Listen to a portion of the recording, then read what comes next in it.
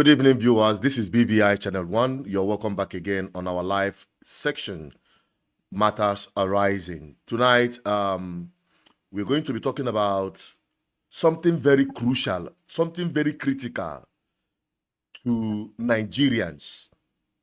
Talking about Nigeria as a country.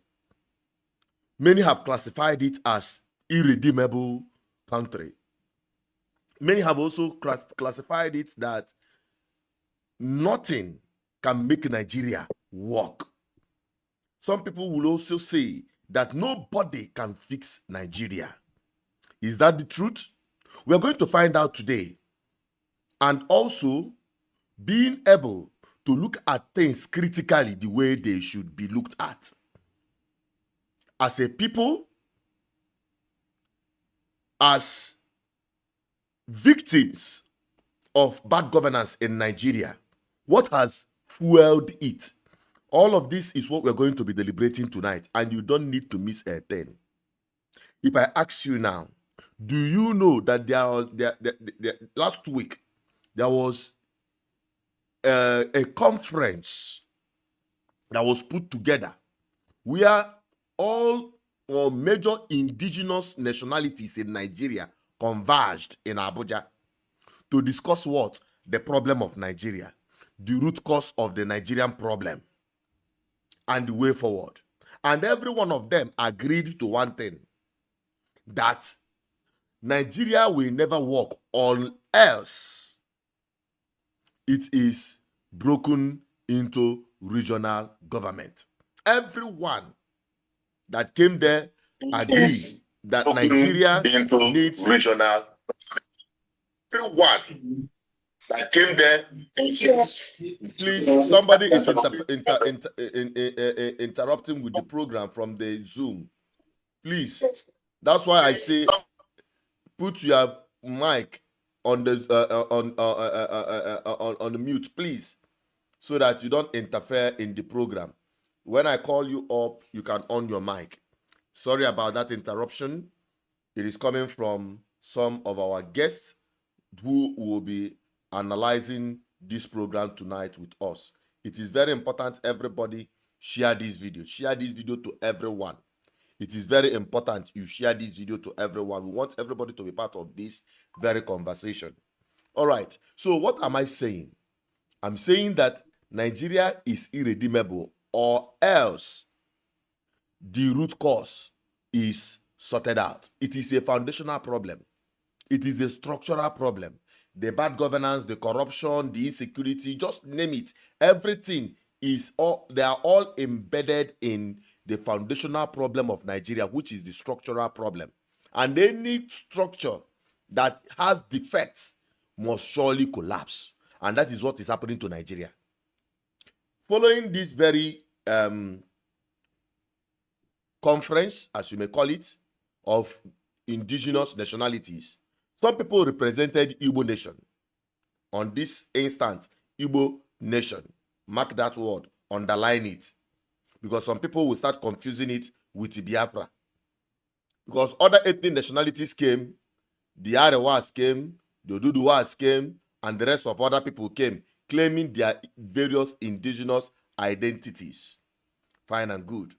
Now, the people that represented Igbo interests in that very conference made a presentation which was led by Professor Obasigwe.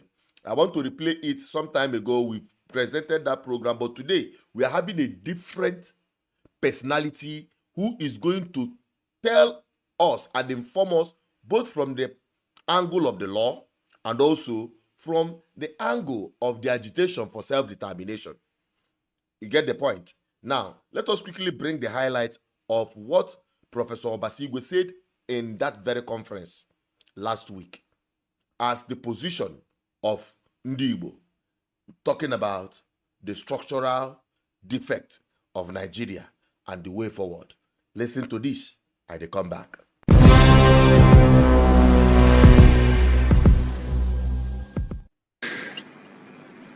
Ladies and gentlemen, the Igbo region is happy with this conference. and wishes all of you well. This is not an Igbo presentation, but simply to assure you that the Igbo nation is not afraid of one Nigeria. We want one Nigeria. We have been working for one Nigeria. We are in the forefront of promoting one Nigeria. All we are asking for, let our year be year, so that we can know Nigerians are tired of poverty. Nigerians are tired of hunger in the midst of prosperity. Nigerians are tired of killing and fear. This conference has an opportunity to change course to ensure that we are not simply known by words, but also by deeds. So we wish you well. We totally agree. There should no more be concurrent powers or concurrent lists. We listened well to His Excellency Farumbi. Let there be exclusive and residual from now on in Nigeria. And let this be a restructuring based on ethnic nationalities as proposed by Owolabi and Co., or groupings of consenting ethnic nationalities. The Igbo people, Igbo region, perfectly agrees with this mission. But we're also telling some friends, the Igbo region will make haste to tell some friends, particularly our Yoruba friends. We are telling them this today. History has a way. Our Yoruba friends who are in the forefront of promoting this restructuring objective, history has positioned you in the front. Take your leap and count your teeth so that you will find out that Nigerians will help you, particularly the Igbo nation, will help you realize a Nigeria that will be favorable to everybody. We will elaborate this in the Igbo presentation. Do not renege on this responsibility. You have everything it takes to change Nigeria for better. I'm addressing our good Omoluabi. You have everything it takes now. Don't renege on this responsibility. The Igbo nation has come here today because of the leadership of the CREN and the TRG, Dikun Owolabi. If we find, there are certain people we find in such a group, we will not be here. But with Dikun Owolabi, we've seen through Dikin, we've looked beyond Dikin, and we've seen the Yoruba nation. I will not talk more. But there is something I have to point out on matters of procedure so that it can help us. I'm rounding up. This young man is already at my back. I won't speak as long as His Excellency Dr. Farumbi or His Excellency Egale, but I have to point out certain things because this is an intellectually driven change. Intellectually driven change.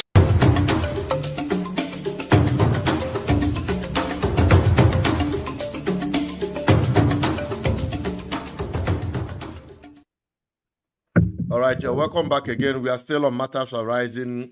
What you just heard is the presentation of Ndibo at that conference led by Professor Obasigwe. The position of Ndibo. You may agree, you may disagree. We are going to bring it forward on this program as we proceed. If you want to join, if you want to call, if you want to partake in this program, please use the numbers right here to call on WhatsApp alone. +234-810-4545-533. You can see that right here. Then if you want to drop your comment, you can also drop it on the comment section, all right? We'll also take relevant comments that is related to what we are discussing tonight.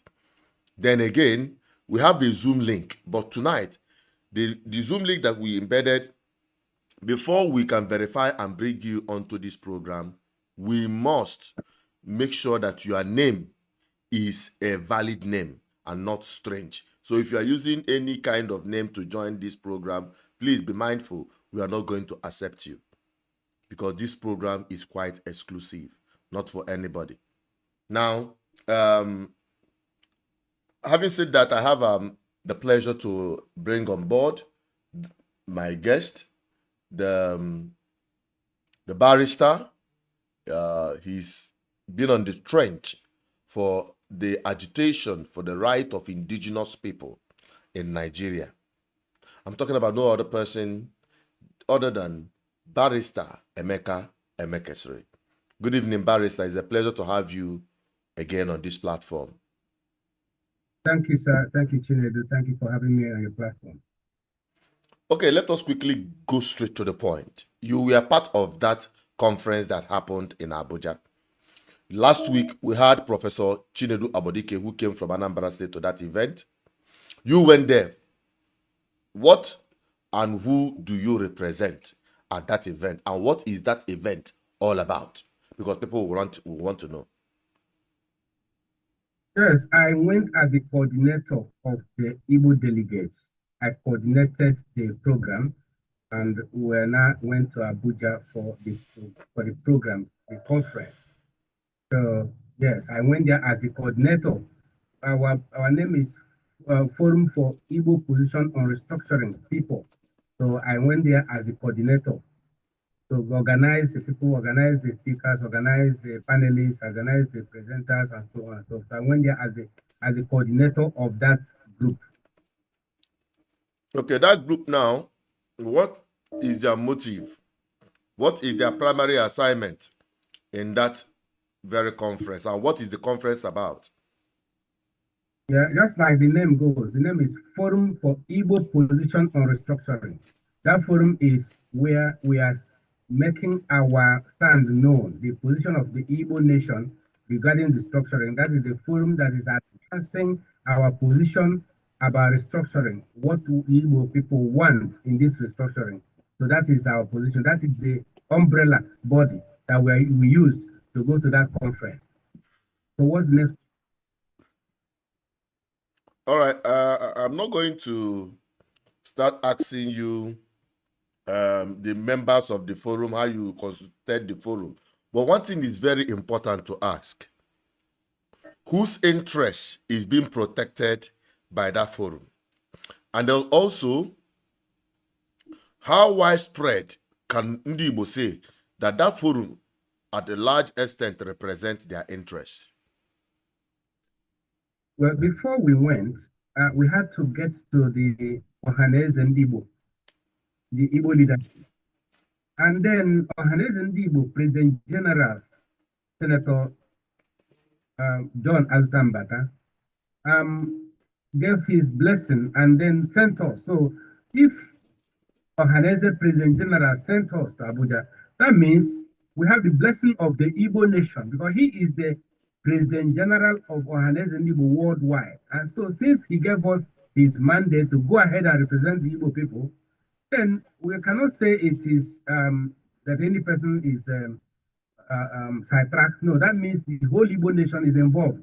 So long as the President General of Ohanese Ndibo sent us, that means the Igbo nation has sent us. All right. Now, having answered that, I believe people who are watching can now know where you are coming from. Now, let us get to the nitty-gritty. Kagazian are the real deal made that place.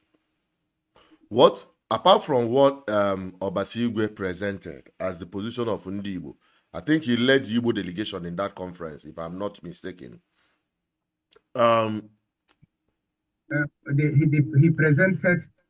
He presented our position and assisted by Dr. Ononuju. Of course, not all of us will speak. Somebody has to present our position, and then the rest will defend our position. So that's a division of labor. Every person did his own work. Okay, let us just believe that what we just heard is a snippet of your position in or the position of your forum at that conference. We want to have at least a reasonable detail of that very position of Ndibo. Well, our position is very clear. We want ethno-linguistic restructuring of Nigeria. We want restructuring to regional autonomy. And then the character of that regional autonomy is what we're talking about. And we say it has to be ethno-linguistic nationalities. Ndị na-asụ asụsụ ofu asụsụ, ndị Igbo nọ ebe ka, ndị Yoruba nọ ebe ka, ndị Hausa nọ ebe ka. That is what I mean by ethno-linguistic indigenous nationalities. Barrister, it could be even a bit by ethno-linguistic, just like you explained. And then also far also. Did you consider the number of languages that are in Nigeria? Yes, we did. We considered all the languages. So if Nigeria is broken down to regional government based on tongues, based on languages people speak, how many regions do you think Nigeria will come up with? For now, we are talking about, in the Igbo people proposed 14 regions. But in the conference, many people started asking for their own regions, and now they are thinking with the idea of 15 to 17 regions. So when we're talking about ethno-linguistic, also we're talking about consenting ethno-linguistic. For instance, there are people who can understand themselves in a particular region. Their language may not be one, but somehow they understand themselves. They can even be using Pidgin English. However, their lifestyles are the same lifestyle, so they can live together. So it is ethno-linguistic nationalities or consenting ethno-linguistic consenting nationalities, so that they can live together. And what we are talking about, the people who can live together in harmony. Okay, it may not be one language. Yes, it may not be one language, but there has to be that harmony so that they can understand themselves. If their culture, they have the same culture, the same worldview, same philosophy of life, they can flow together. Even if they are communicating with Pidgin English, most important thing is that their lifestyle will be the same. They have reasonable level of compatibility. That's what you're saying. We mean. All right.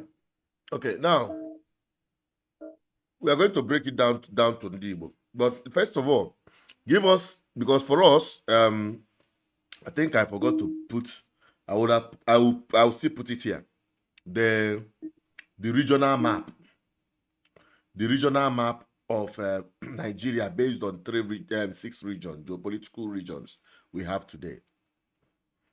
So from that region of the 6 geopolitical zone, where did you carve out more zones or regions to get to 14? We started this restructuring or regional autonomy. We started preaching it many years ago. We even went to the National Assembly. I went to the Senate and presented it. We demanded restructuring to 6 geopolitical zones.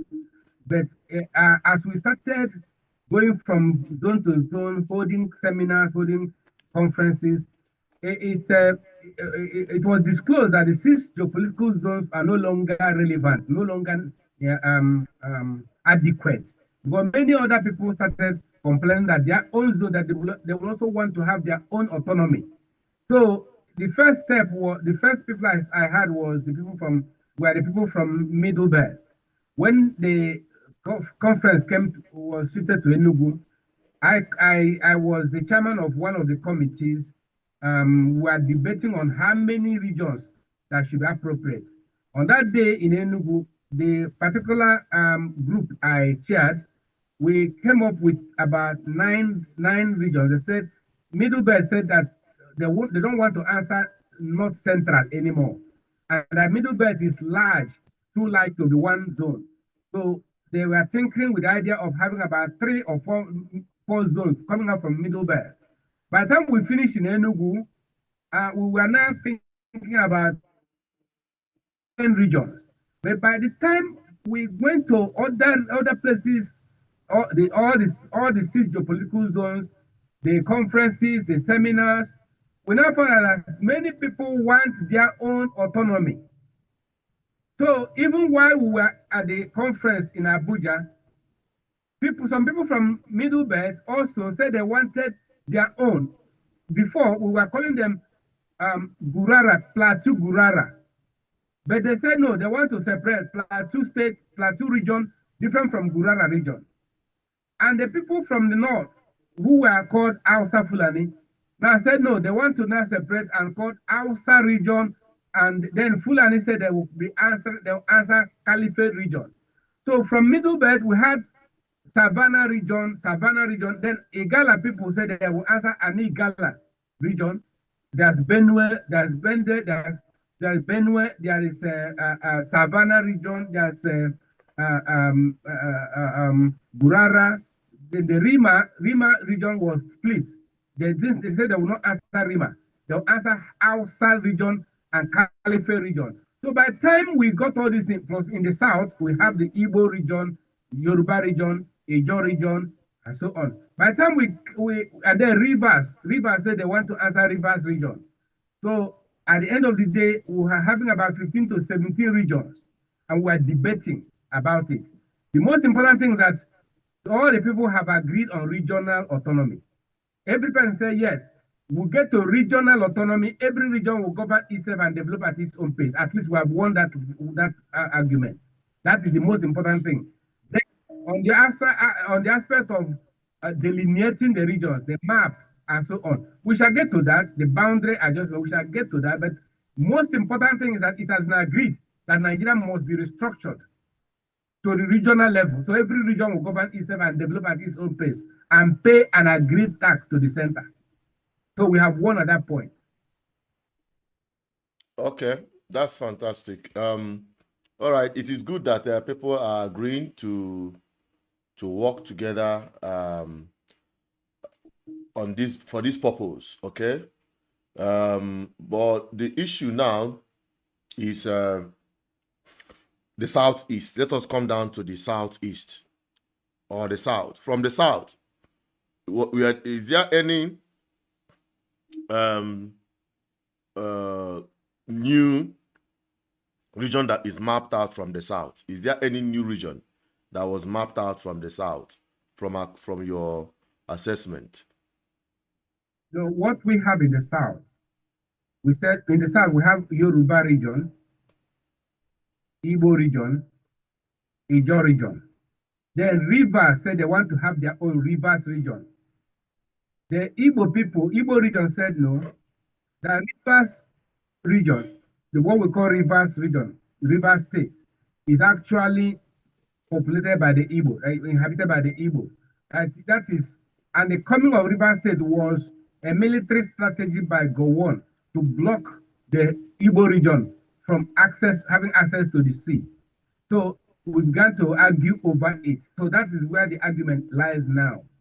But there's something called Rivers region, which the organizers are penciled down, but there's an argument over it, and we have argued over River State. So we don't know where it will end, but the fact is that the Igbo have access to the sea. It was Gowon that created River State and made them to say they are not Igbo, and and block their access to the sea. And we have traced the origin. For instance, Opobo Opobo, that is in River State, a seaport.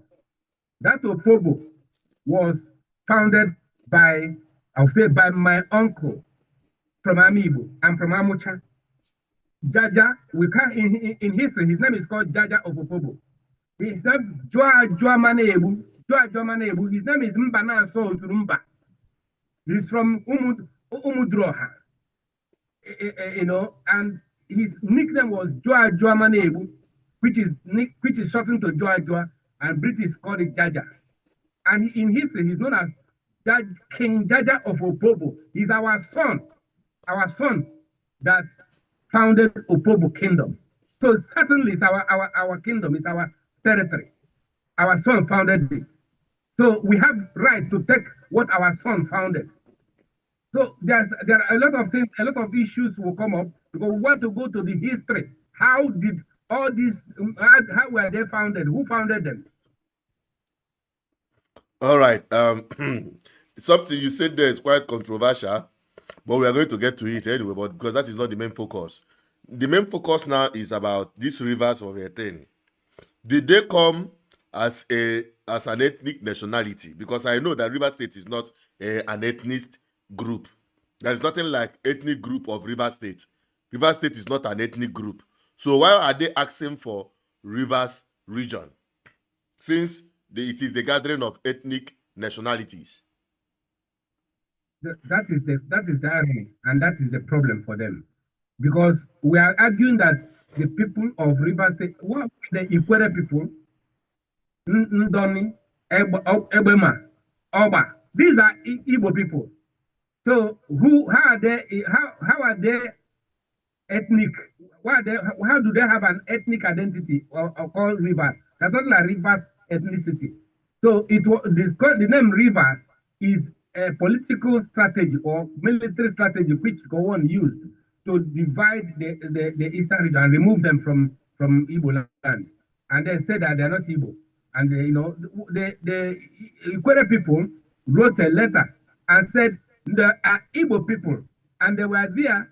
Yes, before the war, there had been Ikwere people. There are Igbo people, and there are Igbo people in the hinterland and Igbo people in the riverine, and there have been one people until the Nigerian government divided them and started persecuting those who upheld their Igbo identity. If you agree to be Igbo, you'll be persecuted and killed if necessary. Then you'll be killed or persecuted until you deny your identity. And if you deny your Igbo identity, they promote you, give you all the good things in Nigeria. If you maintain your Igbo identity, they persecute you until you deny yourself. So, as some people say, they don't want to deny themselves. The war has ended.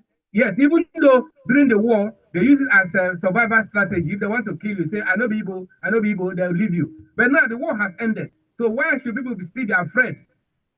So it's a big question. We are arguing it. We are continuing it. At the end of the day, we shall know who is who. There are people in River State who say they are Igbo. So those people that say they are Igbo, we will accept them. We have said that we will never cede an inch of Igbo land to any person. And we mean it. Those who say they are Igbo, we will fight and make sure we recover them. Those who say they are not Igbo, we leave them alone. All right, that one is very understandable. Okay, if for some medical join really it doesn't go down well with somebody like me. But nevertheless, if you're just joining us, we are in the conversation, the regional government that is in place, and we are about entering the critical point of this conversation. And with me on this is Barrister Emeka Emekesere.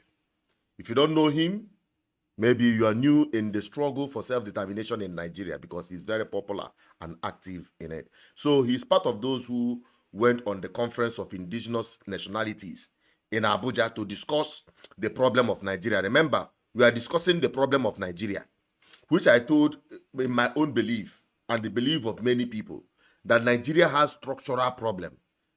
That Nigeria's structural problem is so bad that everything that is working against Nigerians is as a result of that. Insecurity, bad economy, corruption, and all manner of things you can think about Nigeria today. It emanates from the root which is the structural problem of Nigeria. And now the question is, how do we correct that? Is it by having a wonderful president? Will a president be able to solve the problem of all Nigerians all at once from Abuja? And what had been before the regional government is now the argument that Nigeria must return back to region.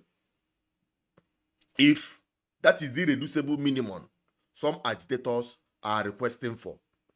And today, before now, people are saying, it is only the Southeast that want to be free from Nigeria. Everyone had come to the point that we have all agreed that, just according to Barrister Emeka said, that all ethnic nationalities that came for that conference agreed that Nigeria should be divided along regional lines to have their regional autonomy, to have a kind of true federalism. That is the irreducible minimum. Everybody go on your own based on your ethnic nationalities so that you can thrive. Now, if you are joining, people who are joining, some people have made some requests. We have not taken some of their requests. By the time we are done, we'll filter some of the requests. Somebody made a request, Pastor Lee or something.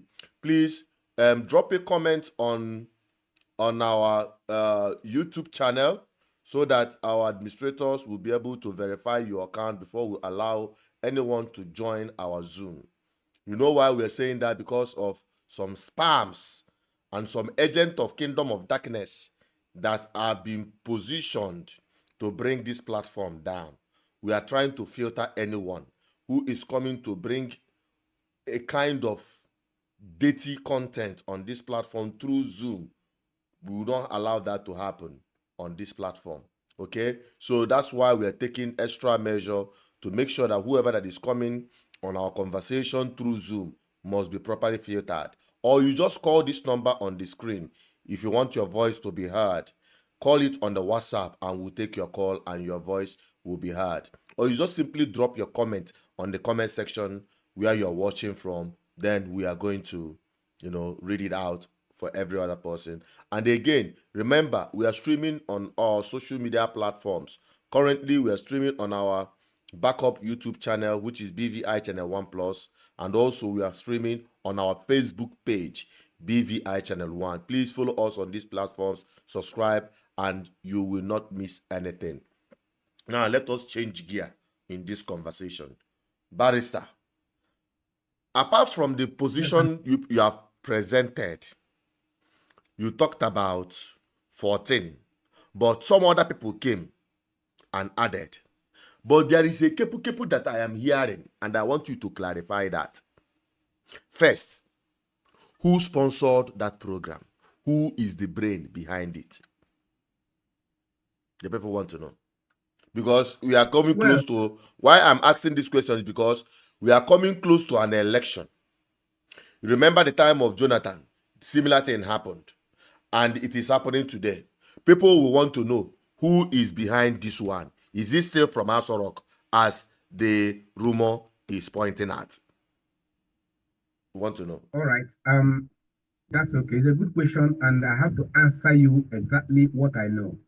Now, this project was started by a group called the Rebirth Group. The Rebirth Group, Conference of Concerned Concerned Nigerians, a kind of social or a kind of NGO. So, but it's headed by a man called Deacon Owolabi, a Yoruba man. So it's called the Rebirth Group. So they invited us when they came to Enugu. They were sampling people's opinions from region to region, from zone to zone, and then eventually said that we're going to meet in Abuja sometime later. Now, one day I called him. I said, "Who is sponsoring this thing? Who is paying? Who is the expenses you are making? Who?" He said that it's from him, him and a few others. I was wondering, but people started coming into the project. A lot of people had, bought into it, and we are coming to the project, and the thing now gained momentum. So they called us because I met them at the conference in Enugu some time ago, last year. So now they said they are now gathering, they now want us, all the people to gather at Abuja for this conference. And then I was brought in with some other Igbo leaders. So when I came in, I asked that question, who is behind this thing? They said they don't know. Some said, just like the rumor you're hearing now, they said they were hearing rumor. But I said, well, I'm a lawyer. I cannot do such thing, what I'm not sure of. Now, I told the Igbo people that the Igbo nation will not attend if Nigerian government is not involved. Did you hear me? Go ahead. Very well, loud and clear. I said to the Igbo people, see, if you want me to be part of this thing, my stand is clear. I will not attend, and the Igbo will not attend unless Nigerian government is involved. Then we called Deacon Owolabi and gave him and told him, listen, we will not go, we will not come, we will not attend this conference unless you invite the Nigerian government. When I raised this issue, the Igbo people that were with me were trying to argue. They were trying to argue. I said, no, I know why I'm saying this, because it has legal implications. Now, naturally, for instance, even without being a lawyer, you want to restructure somebody's building, a house, for instance. You want an engineer wants to restructure a house without telling the landlord of the house or the owner of the house. And then when there's somebody in charge of that house, you want to restructure it, you want to give opinion on how to restructure it without involving the landlord or owner of the house. It will not work. It has legal implications. I said I will not. Then I asked them about Igbo nation. All of you that you said we want to go and talk for Igbo. Who sent you? Did the Igbo nation sent you? They said that they sent somebody to go and talk to Igbo leadership, and the person has not. You know, they gave me some information, some news I didn't like. I said no. If the Igbo leadership is not involved, then I'm not involved. I will pull out. Then I reached out to the PG on Hanez and Igbo. The first thing he said, he's not aware of what they're doing. I said, wonderful. This is terrible. I now contacted the people that are working with me. See, if for Hanez and Igbo is not in this thing, I will not go. Then we arranged. You know, the way the thing was, they say because of the shortness of time. And I don't blame people. They had only 2 weeks to prepare. Then I say, even within the 2 weeks, we have to remedy things. Anything that has gone wrong, we have to make it right. Then we wrote an apology letter to the PG of Hanez and Igbo, and apologized and said we're coming to see him. And he was such a humble leader, very humble and understanding leader. He knew how pressing the time was, and he agreed to see us and gave us appointment. And in fact, he came. We even said that we would come to Port Harcourt to see him, but he came. He took the risks and sacrificed all his time and pleasure, and came to Enugu on Hanez and Igbo Secretariat to meet with us. It was there that we discussed extensively, and he gave us his blessing and sent us and said we should go and get whatever, a shiny share that belongs to Igbo. We should go and fight for it and bring it to Igbo land. So he gave us his blessing. That was when we now say, okay, fine. Now, Hanez and Igbo has sent us. We can now go. So when your father has sent you for a message, you go with boldness. So we went there with boldness, knowing that the Igbo leadership is with us. Now, what about federal government? Deacon Owolabi got to our point. When I say Igbo people will not come unless federal government is involved. Because I know the implication in law. So they reached out to federal government. They now served notice or issued notice to federal government to be involved officially. I was happy when the federal government now came in and sent the Attorney General of the Federation to represent Nigerian government. I said, fine, that's all I need. So They don't, maybe, of course, their lawyer must have been told them, their lawyer must have told them the implication of federal government participating. So the Attorney General of the Federation came, participated, and delivered a keynote address, the opening speech and goodwill message. I have a copy of it. Also, that's all I need. What we shall do in future, you will know. Why I insisted that the Nigerian government must be involved. Even if they don't come, but the invitation is what I needed. But this time they came. And I want you to understand that Attorney General of the Federation is the chief law officer of the Federation who represents Nigerian government. As long as he is involved, as long as he attended the conference has got the blessing of Nigerian government. All right, you've answered very well and satisfactorily to a reasonable extent. But there are in fact, there are things that are still unfolding. Well, you said that the federal government came through the Attorney General of the Federation.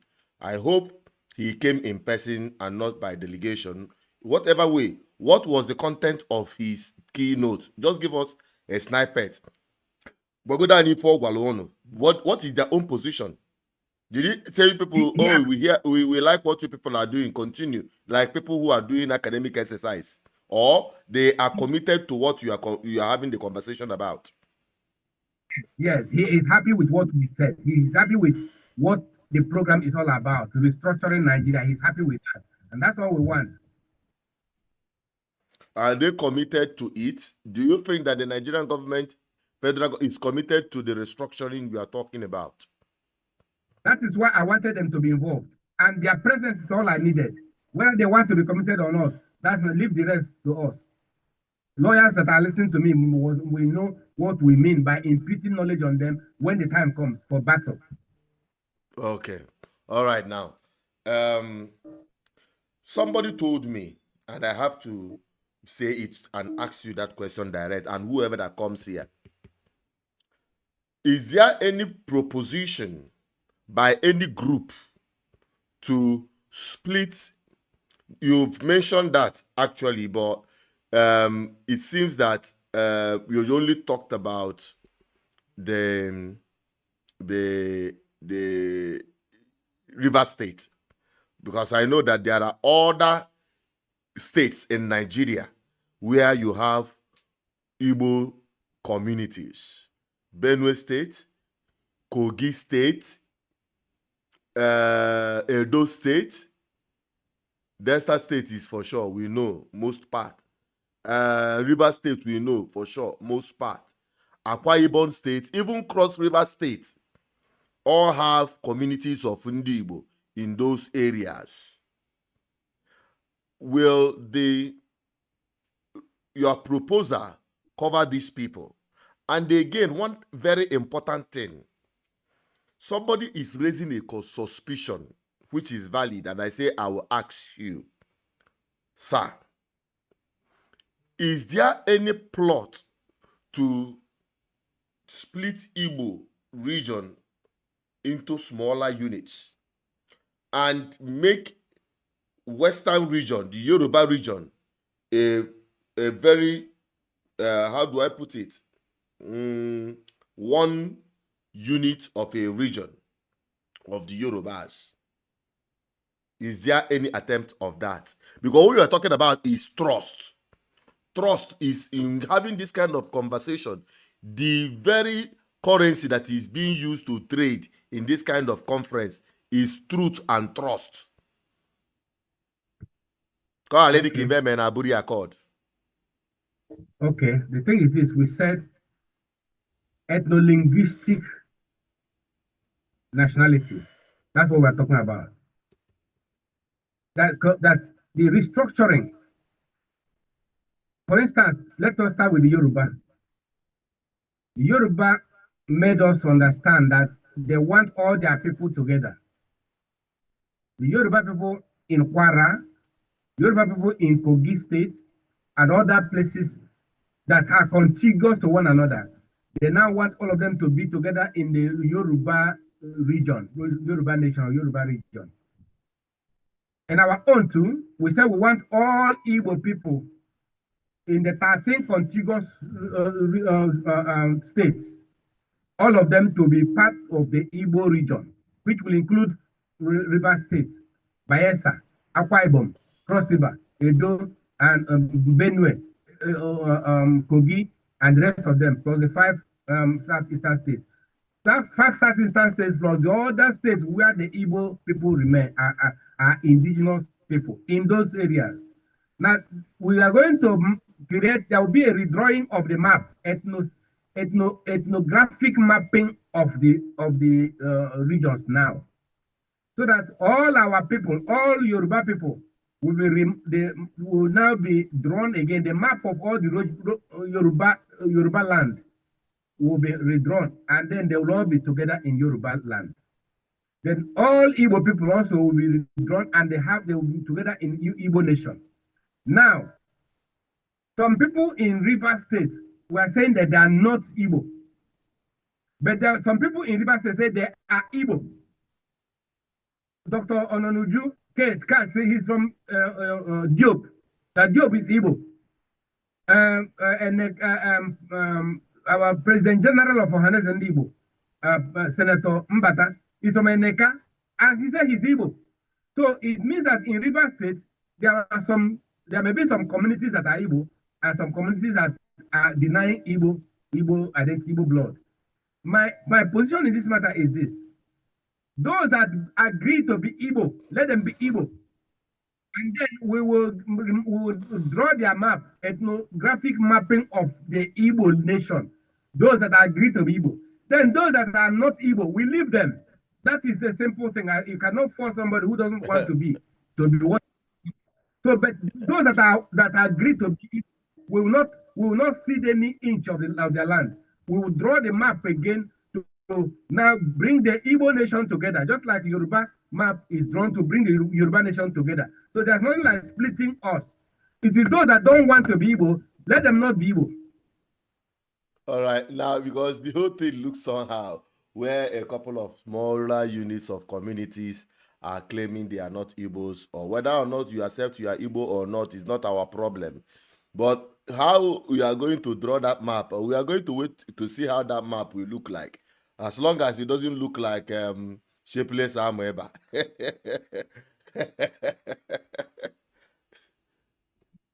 It and draw, even if it's Job, and then I would draw it and draw new Job and then into Igbo map. All right, that sounds funny, but it's quite serious. We are going to open up the lines.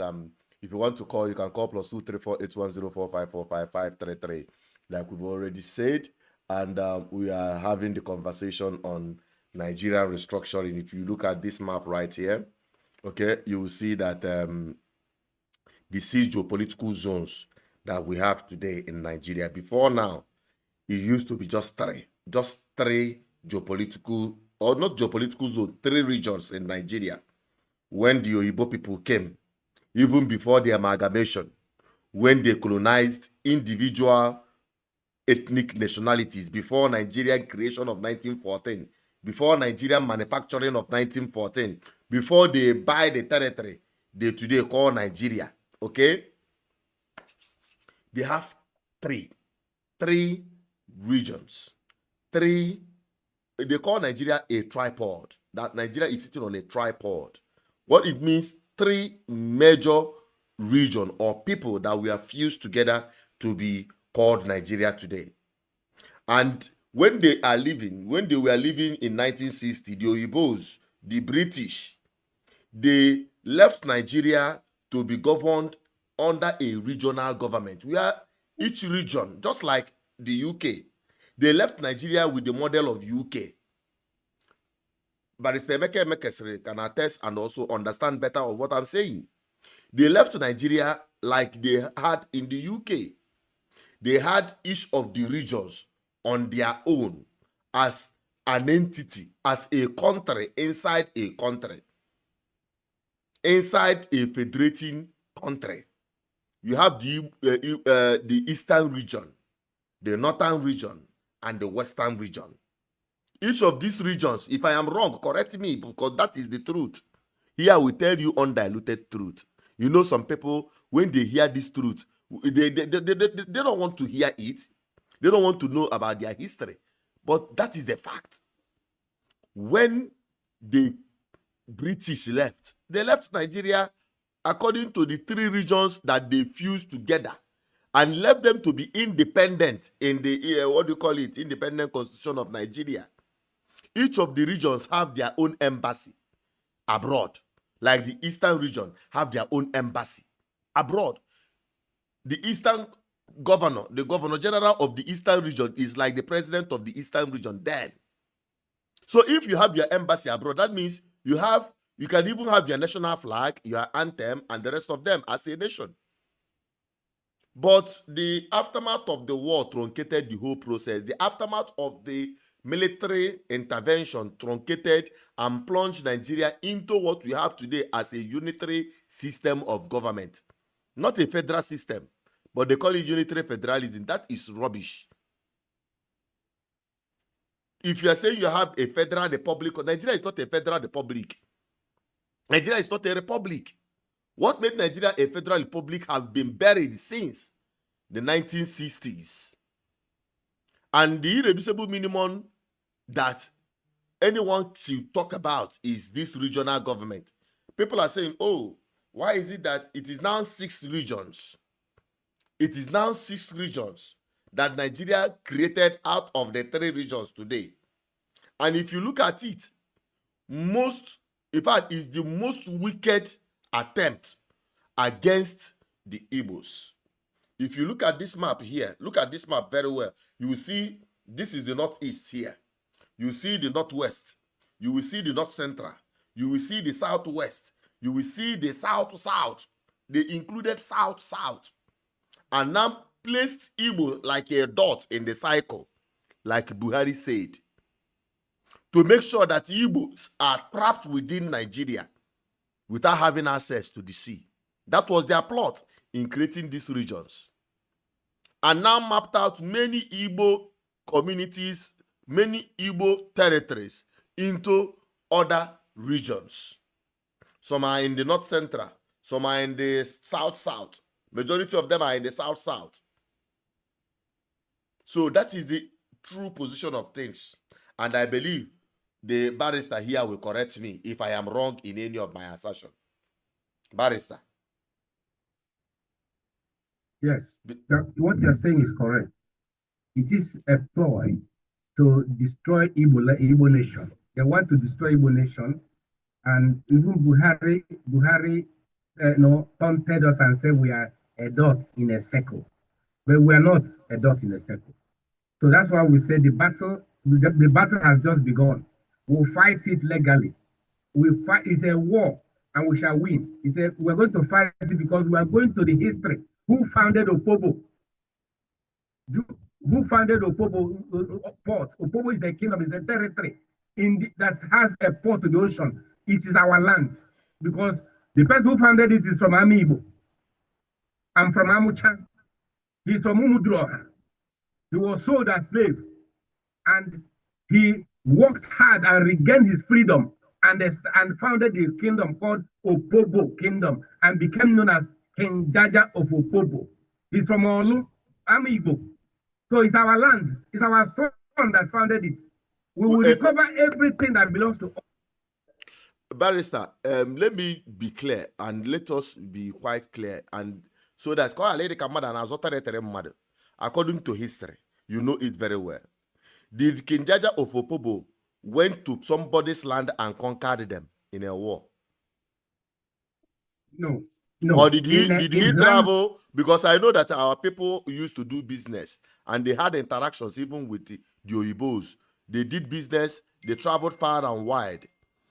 Is the establishment of Opobo as a kingdom done with King Jaja of Opobo migrating as a merchant, settled in a place and established a territory? Okay, fine. Those of you who are lawyers will know how to prove title, ownership of land. There is rule of first entry and deforestation. If you go to a forest that has never been inhabited by any person before, you go there, you are the first person to clear that site. Nobody has ever inhabited it before on earth. You go there, you are the first person to clear it and make it your home. It becomes your own.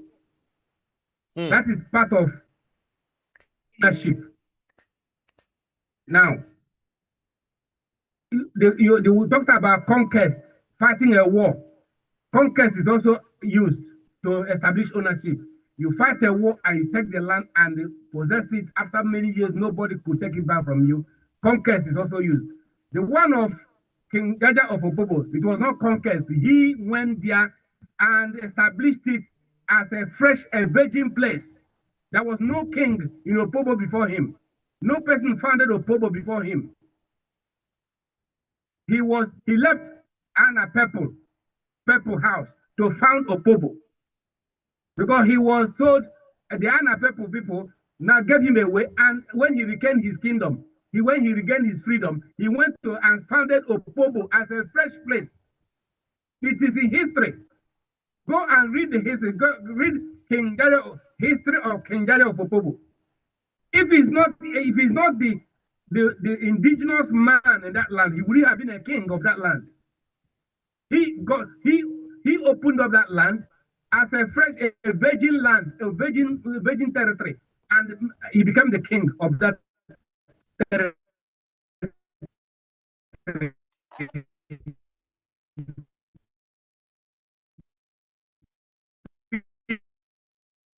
He opened.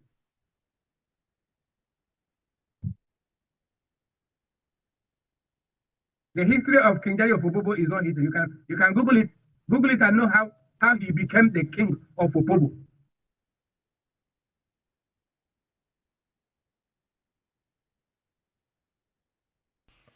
Barrister, we are losing you gradually. I think your network is giving you hard time. Are you here? I thought you are hearing me. No, we are hearing you. Go on. We are hearing you. We are hearing you perfectly. Well, I said that every lawyer knows how to prove title.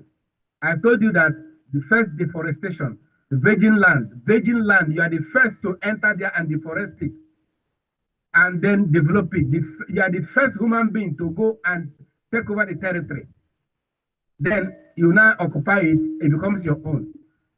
So I also mentioned conquest. He didn't go by conquest. He didn't go and fight a war. He left Anna Purple House and founded a place that is uninhabited.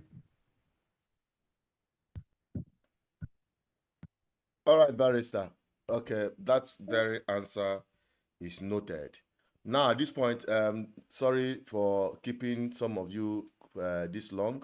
Our panelists, those of you who have been waiting patiently to air your opinions, you're welcome. And those of you dropping your comments, we are going to take your comments one after the other, and we'll do justice to this program as quickly as possible.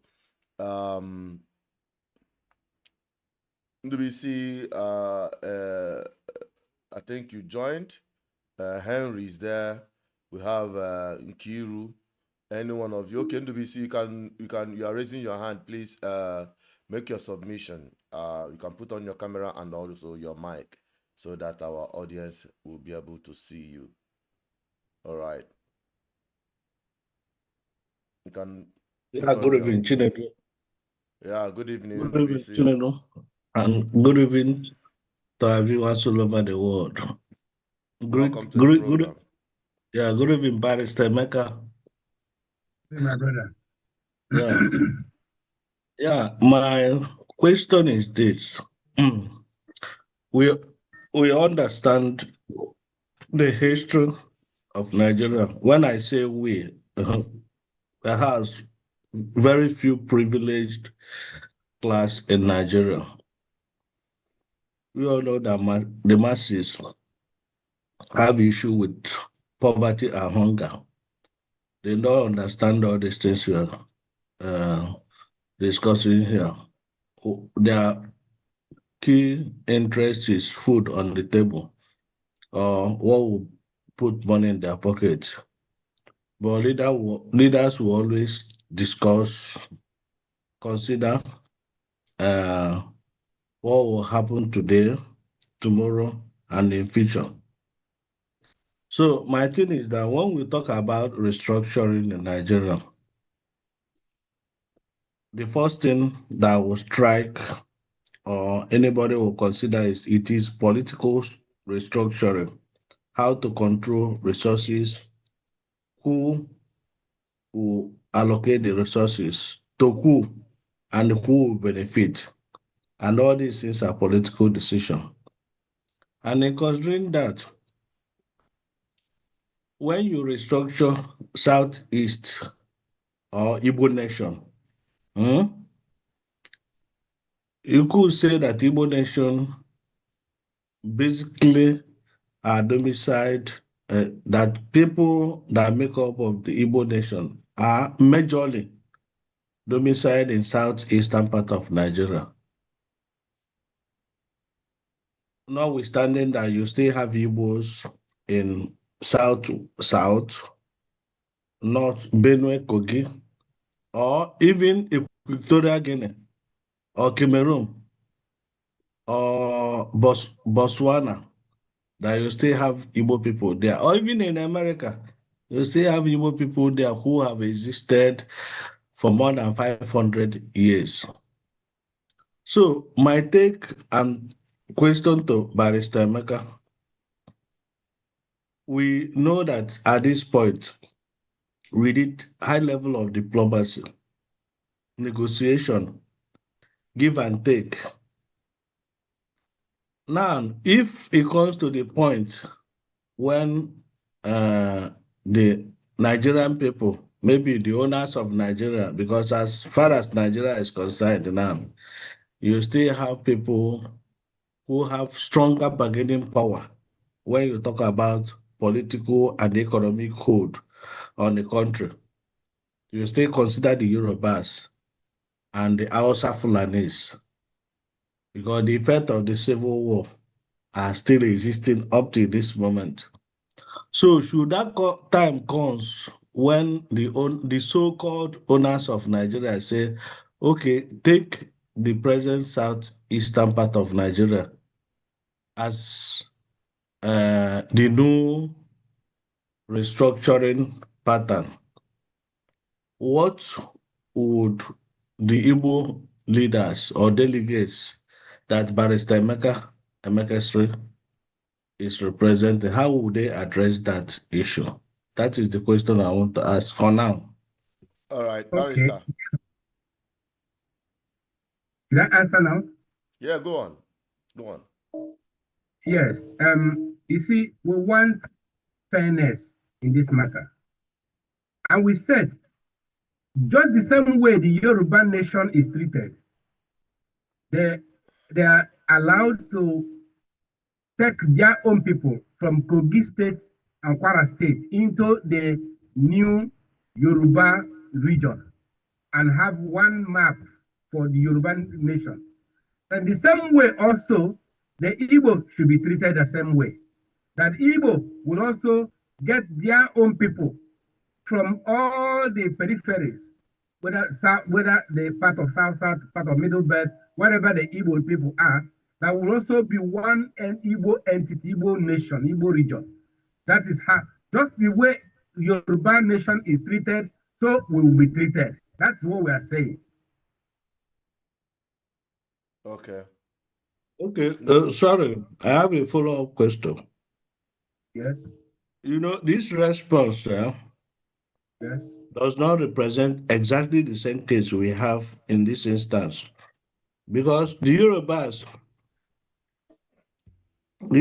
from that part of the country, say Kogi or Benue, or the case may be,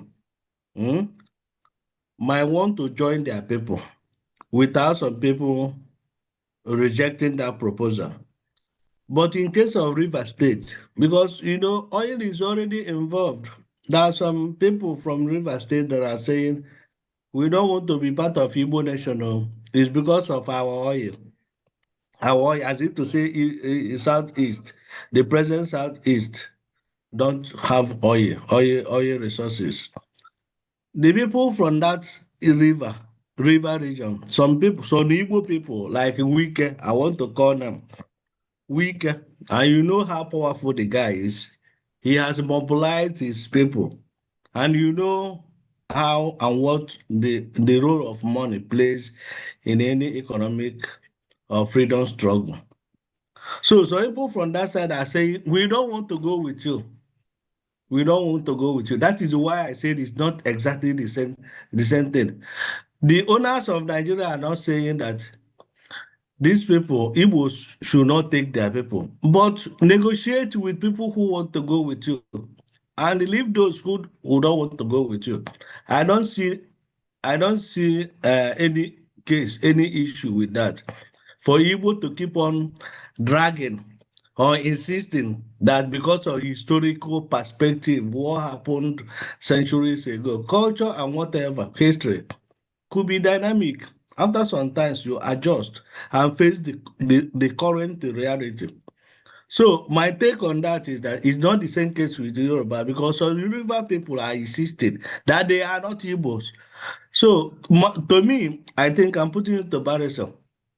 When we're going for such negotiation, we have to be careful, because osisi anaghị alụ nwata ndụ na-abụ n'anya, and we I think have to borrow from history.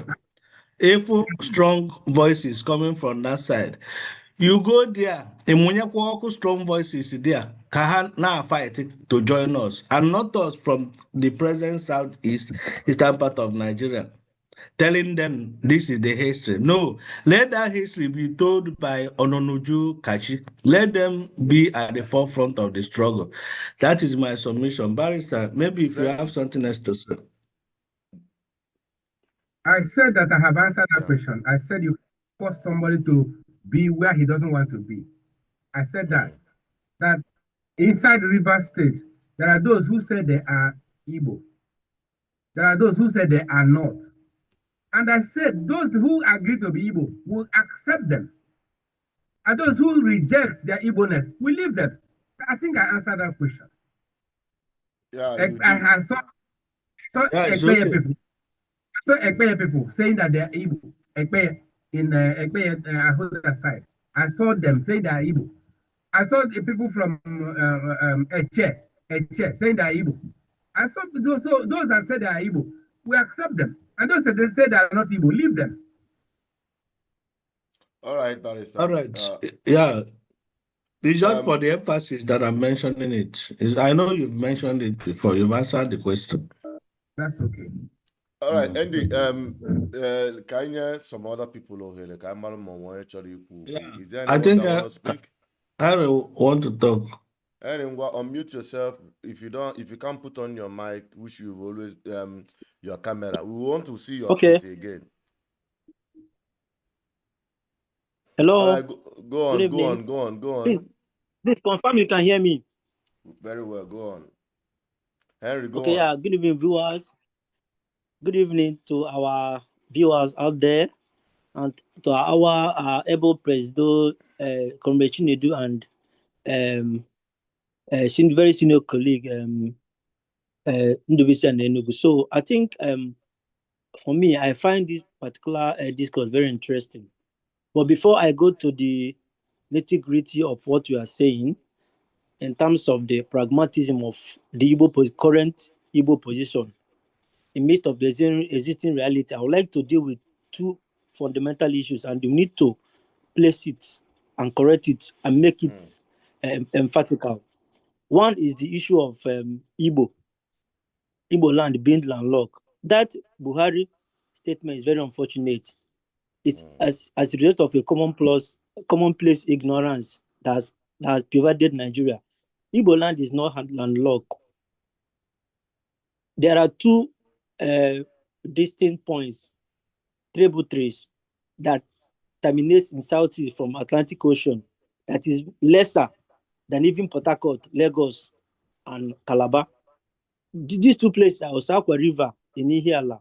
It's 18 nautical miles from Atlantic Ocean, whereas Azumili Blue River in Abia State is around 25 nautical miles. And in the international standard, once you you are within 200 nautical miles within an international body of water, you must have access. Nobody can obstruct you or have access to the international water. So we need to start selling this, disavowing all these tissues of lies that they use to contaminate the Igbo outlook. That is one. Then two, I think I had Barrister Mecca laying emphasis on the etymology and what happened with Jaja of Opobo. Yes, I think he made a very salient point, but we need to respect, because one of the problems with the Igbo seem to have is that if we want to situate history, we try to situate in such a way that it will be very, very provocative for people that were supposed to be our partners. And I let me tell you what I mean. Jaja was a slave that was sold into, he was from Amiibo. He was sold into what they call Boni, and they formerly Boni then, eh? And before they sold Jaja into the Amapepo family, there were 7 ruling house of Amapepo. Our son Jaja was able to rise through the rank, got his freedom, but because of the dynamics of the politics of them Boni, he has to move to Opobo. So what am I trying to say is this: ever before he found Opobo, there were autochthonous people existing in that terrain. So when we want to start writing history, we should put it in such a way that we recognize that actually our son founded Opobo, but there were people that he met on ground before. This is very important because that has been the point of friction between us and some of these our so-called brothers from South, Niger Delta. We need to start respecting their own feelings if we must work as a together. I think I've made this point. Then coming to the pragmatism, because I really, one of the first things I usually ask is this conference. Barrister Mecca has explained the be all and end all of the conference, how it came about, the progenitors, the brain behind it, and everything. So I don't want to diversify into the organization of the conference, but I want to speak into the Igbo position. And then again, we seem not to have learned our lesson, because what I find not very palatable is how we, the Igbo, cannot always organize ourselves. And I give you an instance. The war happened on us and we lost territories. And immediately they created that state. There was a second drastic and consequential attempt by, and they succeeded by a Rufai Boundary Commission of 1976 to partition the old Igbo territories into varying areas between South, Middle Belt, and all over the places. Since today, no serious committee. Ohanese has never for one day sat down to say which one are the former Igbo were together in the Igbo territory. Can we start from there? Let's go back to the Boundary Commission. Can we, on paper, first, look at the people that were brothers with us before? You start from there, start what I call Igbo unification. What does it mean? I call it like Igbo without border. First of all, we stop all this distinction between Onya Abonye and Soko, Onya Abowawa. The idea is that once you are an Igbo person, automatically you're a member of Ohanese, whether you are from Benue State or Kogi or whatever. So by the time you're able to build goodwill, and some of these people, Quislings, people like Quislings, some of these present governors that struts around, puffing as leaders, if they know their rights, they ought to have a ministry that is supposed to take care of Igbo that will not able to identify into Southeast. What we will do is that over time, we are going to create a goodwill so that people will stop resisting or avoiding being Igbo. By the time you're able to create an Igbo without border, and it's already happening. Ned Nwoko started the campaign. There's one forum I'm following, Eno and the cultural following, or Eno and the cultural forum.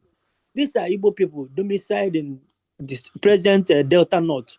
They are proud to be their Igbo, but within them, there are people that are not yet convinced. So what that Igbo without border will do for you is that it's going to assuage the ill feelings of the past, so that by the time you're able to convince them, like, look, we are not here to after their resources.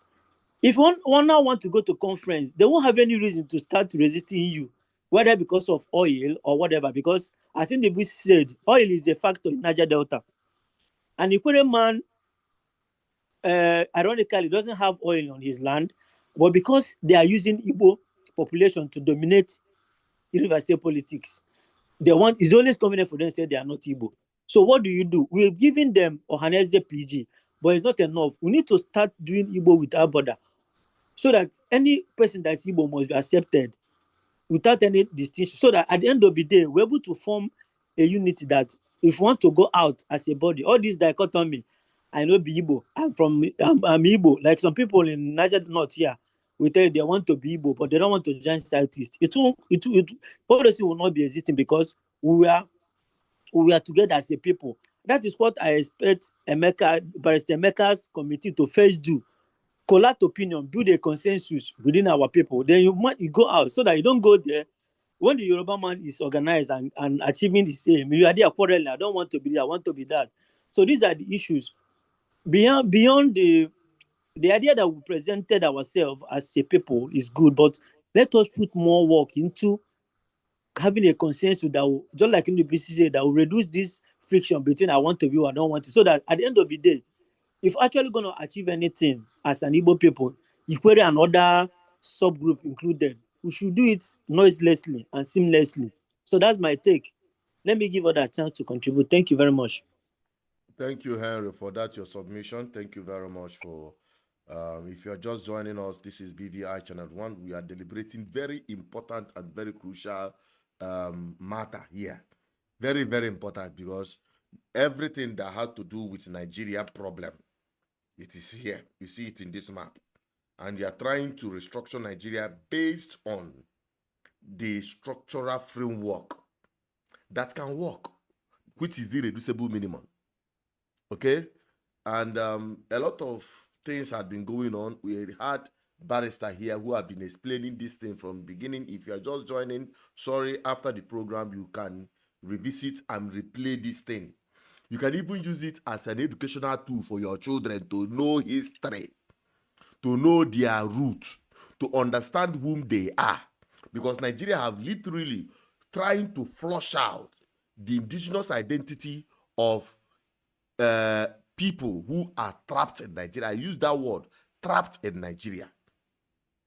Okay? Because we are one Nigeria. If you listen to the very first message of or address of Professor Obasigwe, who represented Indigenous, he made mention of that thing, one Nigeria. In fact, I have to go back to Barrister Emeka. Barrister, are you there? If you're there, we'll need to get you here to clarify some certain things. I'm here, yes, I'm here. Can you hear me? Very well, Barrister. If you can remember, you at the conference. Because when Obasigwe was speaking, he made mention of one Nigeria. That in the whole Nigeria, it is Indigenous that have been fueling this one Nigeria. What is the context? Because some people have taken it out of context. But some people did not understand what Professor Obasi was trying to emphasize there. Can you clarify on that, please? Yes. Whether we like it or not, at the moment, we are Nigerians. The history of the war between Biafra and Nigeria is written, and people know there was a war. At the end of the war, which they declared no victor, no vanquished, they said we are now one Nigeria. That will come back. So the Biafrans were now accepted back into Nigeria. But what we lost was our sovereignty. There's no more Republic of Biafra. But there were Biafrans living in Nigeria who were not wiped out. In fact, we were allowed to remain on our ancestral land. So in this conference we went, when we didn't go talking about Biafra, we're talking about the Igbo region, the Igbo people. Yes, we are Nigerians now. the Igbo nation is not sovereign. Right now, there's only one country we have, that is Nigeria. We don't have Igbo Republic or Biafra Republic. We are Nigerians. We are Igbo people in Nigeria. Or if you want to say Biafras, we are Biafras in Nigeria. Just like you have Arewa in Nigeria, you have Oduduwa in Nigeria. We are all Nigerians. So what Obasigwe was saying is that we are Nigerians and that the Igbo people they have spread out to all parts of Nigeria because they believe in being Nigeria. Okay, but our identity as Igbo people cannot be denied us. Just like identity of Yoruba people cannot be denied us, or Ijaw people, or any other people, their identity cannot be denied. So in the context of Obasigwe's statement, he said, we are Nigerians and we are championing one Nigeria. Context, but in the context of regional, that will be in our own region, but still we are Nigerians. So in the context of regional government, we are Nigerians and we want to be in our own region within Nigeria. So that is the context he's talking about. So that is quite unfortunate, but he spoke it within the context of regional autonomy within Nigeria. All right. Now, because when you talk about this one Nigeria of a thing, I would still maintain that Ndi Igbos have been the ones that are doing one Nigeria. The rest are not committed to one Nigeria, in truth and honesty. And that had been the biggest undoing of Ndi Igbo in Nigeria today. I'll keep saying it. Because no other region in Nigeria believes in Nigeria than Ndi Igbo. They are spread everywhere and they get involved in development of those places. But when it comes to the Southeast or Igbos, then it becomes a war. It becomes highly ethnicized and politicized. Well, I don't blame them. I blame our political leaders. But that is by the way. Now, talking about, you try to mention there is a mix between Nigeria, Igbo and the Biafra. Yes, for those of you who may not know, you can you are a Nigerian by citizenship. Your indigenous identity could be Biafra, but your ethnicity is Igbo, because Igbos are not the only Biafrans in Nigeria. There are other ethnic nationalities that are found within the Biafra territory, as it were, even before or during the war, or as the creation of the secession, the old Eastern region. All of the old Eastern regional territory then were declared the Biafran territory. And supposedly, from according to your book and the history, the fact has it that before 1914, Biafra had been existing. And that Biafra had an interaction with the British, the colonial masters, who now brought us together into Nigeria with the amalgamation. Now, today, we now have that territory of the Eastern region as part of those tripod the British brought together. It is that tripod which Ojukwu governed at the time when Nigeria went into crisis, when the killing of the East was a normal thing in Nigeria. And it resulted to the secession and declaration of the Eastern region as the Biafra territory. Barrister, did I add to it? Did I remove from it? You can correct me. No, he said the correct thing. Yes. For now, there's no more Biafra Republic. And those people who were Biafrans, especially those in the South, they say they don't want to be part of Biafra again. Okay, that's not a problem. We have our indigenous identities as Igbo, Ijaw, Efik, Ibibio, Yoruba, and so on. These are our identities. We are Igbo. We are not the only Biafrans. And if they say we leave Biafra now, let's leave Biafra and go back to what we are Igbo. Since we are not the only Biafrans. Ijo is supposed to be there. Ibibio, Efik, Anna, all of them are supposed to be there, but they don't want to be Biafra. Fine, let every person be on his own. We are Igbo people. We are Ijo people. They are Efik people, Ibibio people, and so on and so forth. So we are Igbo people. Now, there is love among Igbo people. We want all Igbo people to be one. We gather ourselves together. Yes, we are enterprising. We go to all places, the whole part of Nigeria, the whole world. We spread out. That is our nature. Igbo land alone is not enough for us. We reach out, we spread out, and we make. That means we go and exercise our fullness and our potentials. So we cannot be confined to a space. But we have an ancestral homeland. Just like the Jews. The Jews have ancestral homeland in Israel. They call it Israel. But the Jews are all over the world, making impacts all over the world.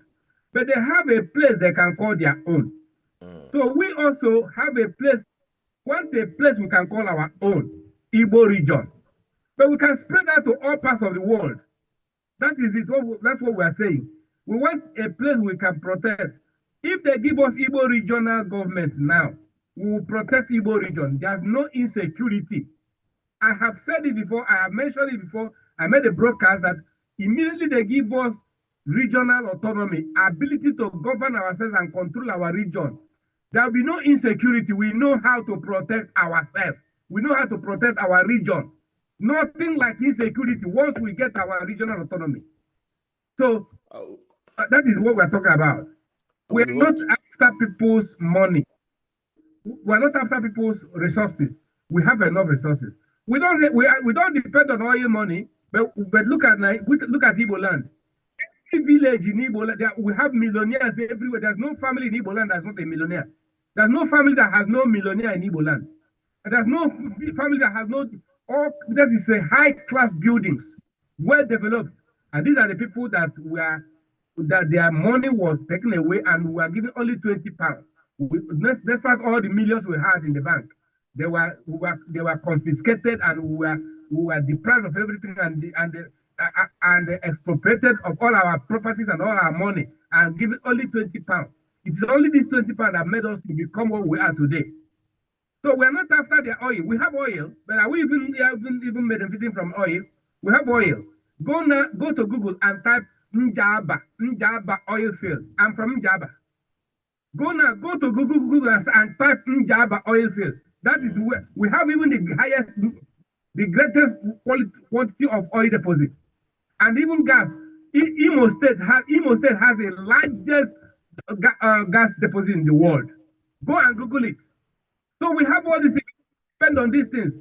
We don't depend on Nigerian government because we depend on God's talent, the talent God has given us to make wealth. And that's how we make wealth. We are not lazy. We're not lazy. We succeed where others fail. And that's what causes jealousy against us. I believe you, Barrister. What you said is correct. And we appreciate your position. There is something very critical. Before I bring in Kiru to add her own voice, then we'll now go to the comment section. Then before we start wrapping up, there is something you said when you were saying it,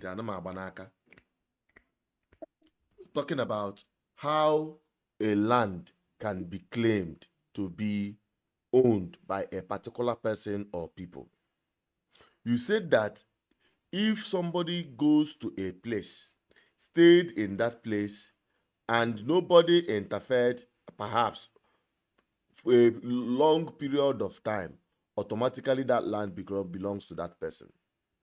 If what you said is correct, does it mean that Ndibo, as it is currently, is seriously giving up their land for settlers inside our forest undetected? Settlers inside our land that have been settled there for a very long time. What happens? But before you take that question, let us quickly take this very question call from Cyprus. Let's take this. Hello, good evening. Good evening to you. You are calling us from Cyprus. Yes, bro. I'm just interested in what is going on. I'm watching this thing. All right, you are watching our program. Do you want to make submission or you just want to? No, so should I send it by message? You can say it quickly. You are connected to the program quickly. Oh, what I want to say is this quickly. Igbo people should learn. Igbo should. Yes. Igbo should. Yes. Are you hearing me? Biko, can you turn down the volume of where you are listening from and listen to me and communicate to me through the phone and not through your gadget where you are listening from? Okay, I've done that. All right, you can speak to me. Hello? Go on. Okay, what I want to put is this. I can still hear myself. Okay, sorry. Okay, are you hearing me now? All right, go on. Hello? Go on. We can hear you. Okay, here to the end of this. I think we should learn from history. President demonstrated in what we need to do is to negotiate. I felt very shameful. Not only me. When everybody watched them at night on Nobel, they were just fighting like small kids. We don't need this. Even they see the judge. I applauded the judge people. The judge people were there, but they boycotted that. That's what we should have done. Not to go there and fight. And the thing is this. Presently, all the apparatus in Nigeria is against Indigenous. So what they should do is to negotiate. They should not have gone to that conference. They should negotiate. Those that want to be Igbos among the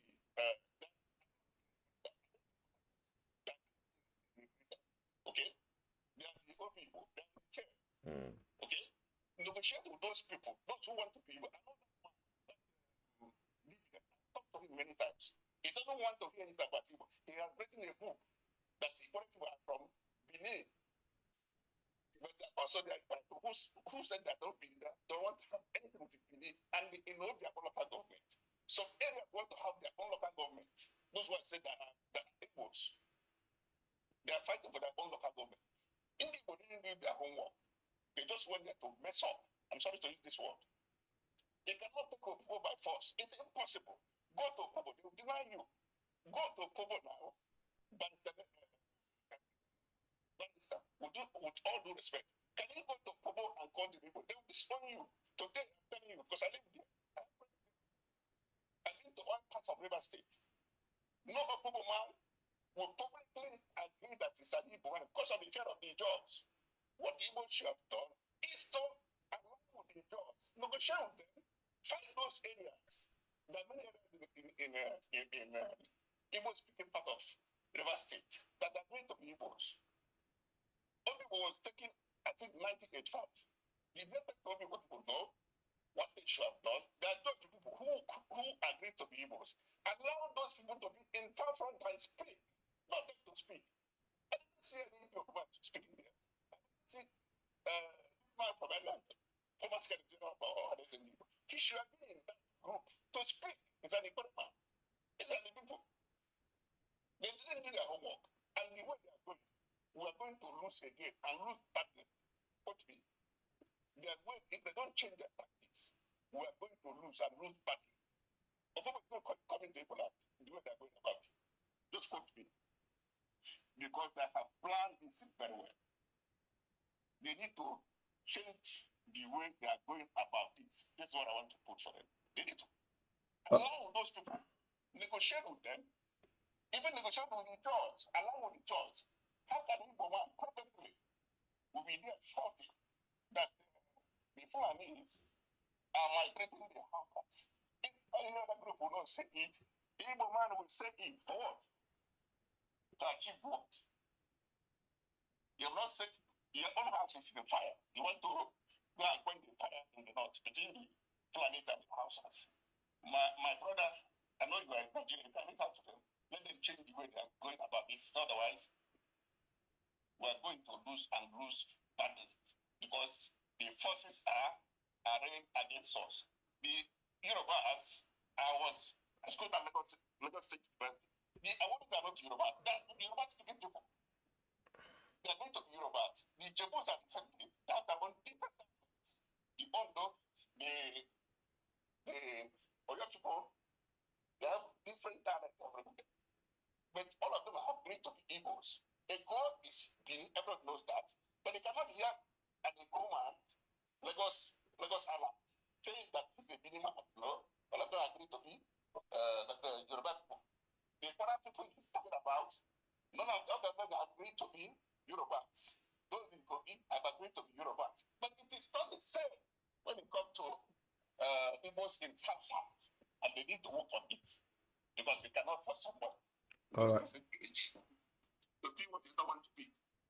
So then saying that there's a family of people, it doesn't hold water. And it cannot work. When the people say that, when they open the Igbos. All right. No, this is what please talk to them. Let them change the way they are doing these things. Because the way they're going, we're going to train. Train work. All right. Thank you very much for your submission. Okay. Somebody is requesting to be admitted into this conversation, but we'll have a standard procedure before we admit you. Jonas, if you are hearing what I'm saying, you should be listening to the program. If you are listening to the program, you can drop your comment, and we'll be able to verify your identity before we add you into our conversation through the Zoom. Barrister, you've heard what the caller just said. You can give us your own quick remark on that, then we'll revert to what we were saying before the call came in. Can you please give us your own remark on that? He is correct about negotiating with the people. It's very correct that we will, in fact, this is time the work has started. That other one was just to let the Nigerian government know our position. This it is restructuring. We want our people together, just like the Yoruba want their own people together. Now, the legwork starts now. We will now have to reach out to all our people. We have to go from community to community, those in the river Rhine, those in the middle belt, and so on. This is time to start the main work. So it's going to be negotiation, of course. You can't force somebody. It has to be by consent. That's why we say consenting ethnic nationalities. It has to be by consent. So all the villages, all the communities will be approached. And if they're happy, they will come. They'll join the global Igbo community. But if they're not, you don't force any person. That's how I've said it. You cannot force somebody to become what he doesn't want to become. But it's going to be by negotiation, a peaceful approach, by consent. So that is it. We have not stopped. The work has not finished. We have just started. But it's good that we made people to know what our position is. That the same way, in fact, that is the same way that the Europeans used to solve the problem. We know in Yugoslavia, you get the Serbians, the Croatians, the Kosovo, Bosnia and Herzegovina, every person on his own. Those people, the ethnic nationalities, they're on their own. And that was how they were able to solve the problem. The same United Nations standard or formula of resolving this conflict, let it also be used among us, which the Yoruba has applied now. Like you said, the Yoruba people they can easily agree to the one, but our own people, especially those in the river Rhine, they say their eyes are on oil. But we have to, as we negotiate and discuss with them, they will now let them know that our eyes are not on oil. Even up to now, we're not on oil, yet we are surviving, we are progressing without oil power, without even political power, without being nice or rock, without having oil wealth, yet we are doing well, we are progressing. So if they know that we are not after their oil, when we are not their problem, and we're able to rebuild our homeland, Igbo land, to be an enviable homeland. Every person wants a progressive region. Once they know that Igbo land is progressive, they would like to join the progressive region. Somebody said that human beings are creatures of comfort. When you make your home comfortable, even the prodigal son returns to his father. That is it. Make your home comfortable. The prodigal son will remember and say, what am I even doing here? Let me go back to my father. So that is what we are saying. Of course, my brother in Cyprus, what you said is correct. We are going to use negotiation, diplomacy, diplomacy, negotiation, love and care, and to win the people who have rejected their Igbo blood. There's no forcing at all. Nobody can be forced. But we have to use negotiation and the appeal and consent. That's my comment on that. Thank you very much for that. That is what we have to do. We have not finished the work. We have not failed. I know you said we have not failed. This is the beginning of the conversation. Then the other question you asked about how to get land that's not your own. Good. With adverse possession. Now, you, Chinedu, if you have a land now, that land is in a forest, a virgin forest. And that land, you have not built it. There's no fence work. There's nothing. You have not applied capital to development by fencing it. If you apply capital by fencing it, it's a developed property. And if it's a developed property, you have given notice to the world. We call it constructive notice. Nobody will take that land and go free. But if it is a plain virgin land, no structure on it, no fencing on it, no structure on it, in a forest, a big forest, the Fulani people can enter there, quietly stay there, and build some mud houses.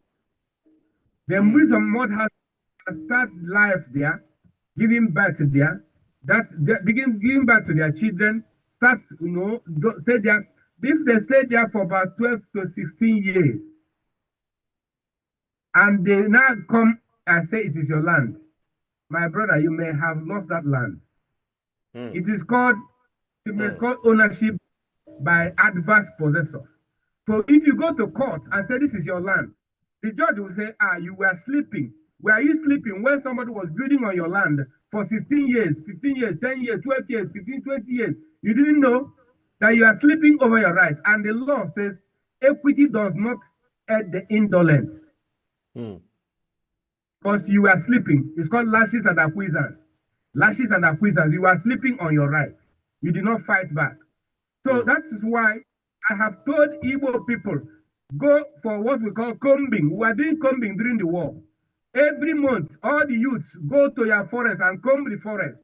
If you see any person that is not an Igbo man, or building house, or pull it down, destroy the house, destroy it, fight back.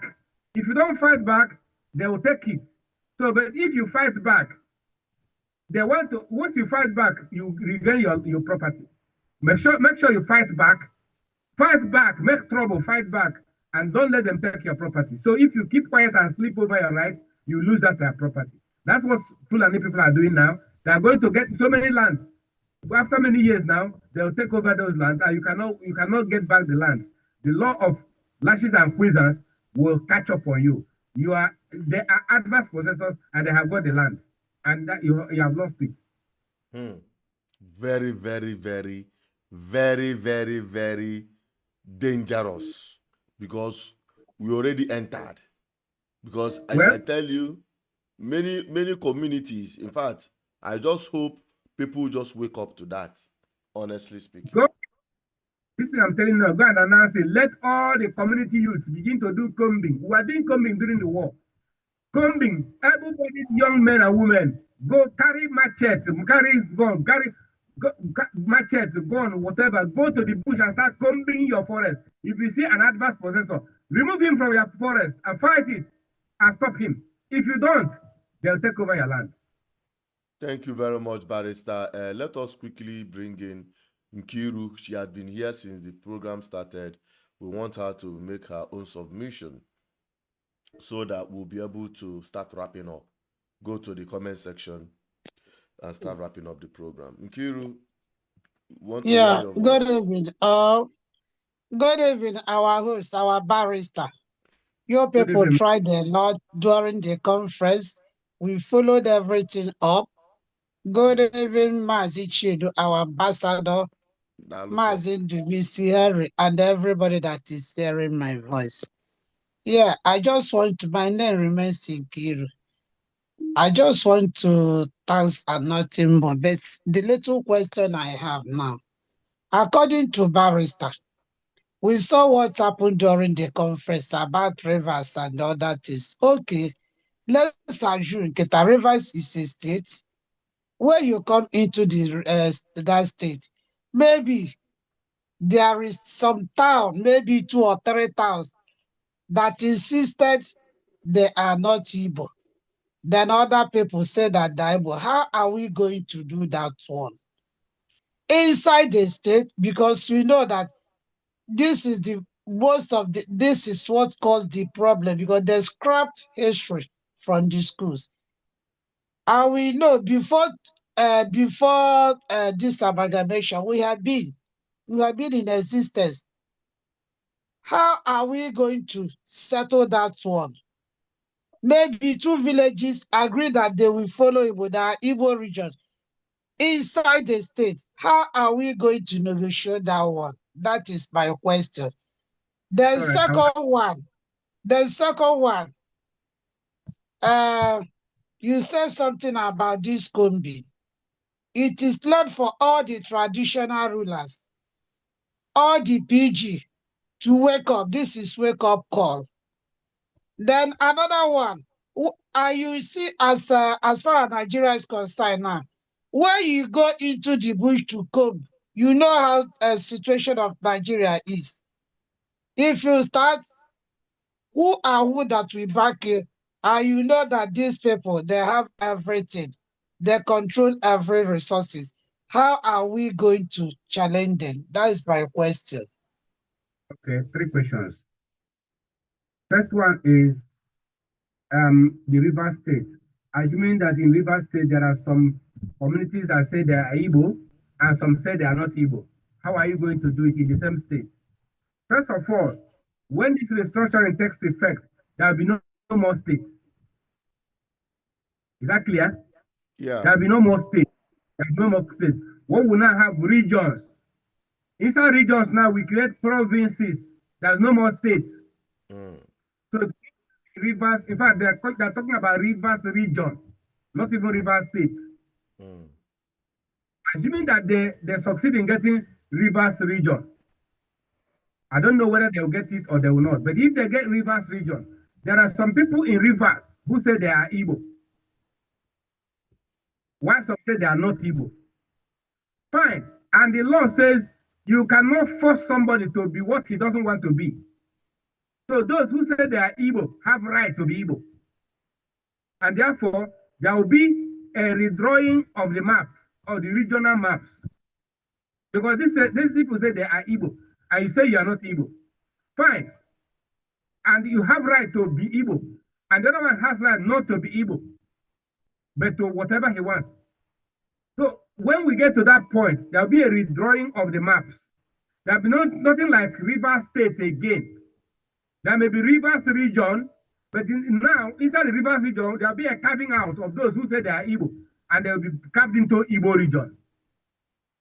Then the other side of combing, you said that if we go, that the PGs and the traditional rulers is in their hand now, and that if we go to if we go into combing now, and that the opponents, the enemies have more weapons. No. I have said it, and I want you to say it and keep shouting it. Let us have regional power to protect our region, and we know how to protect our region.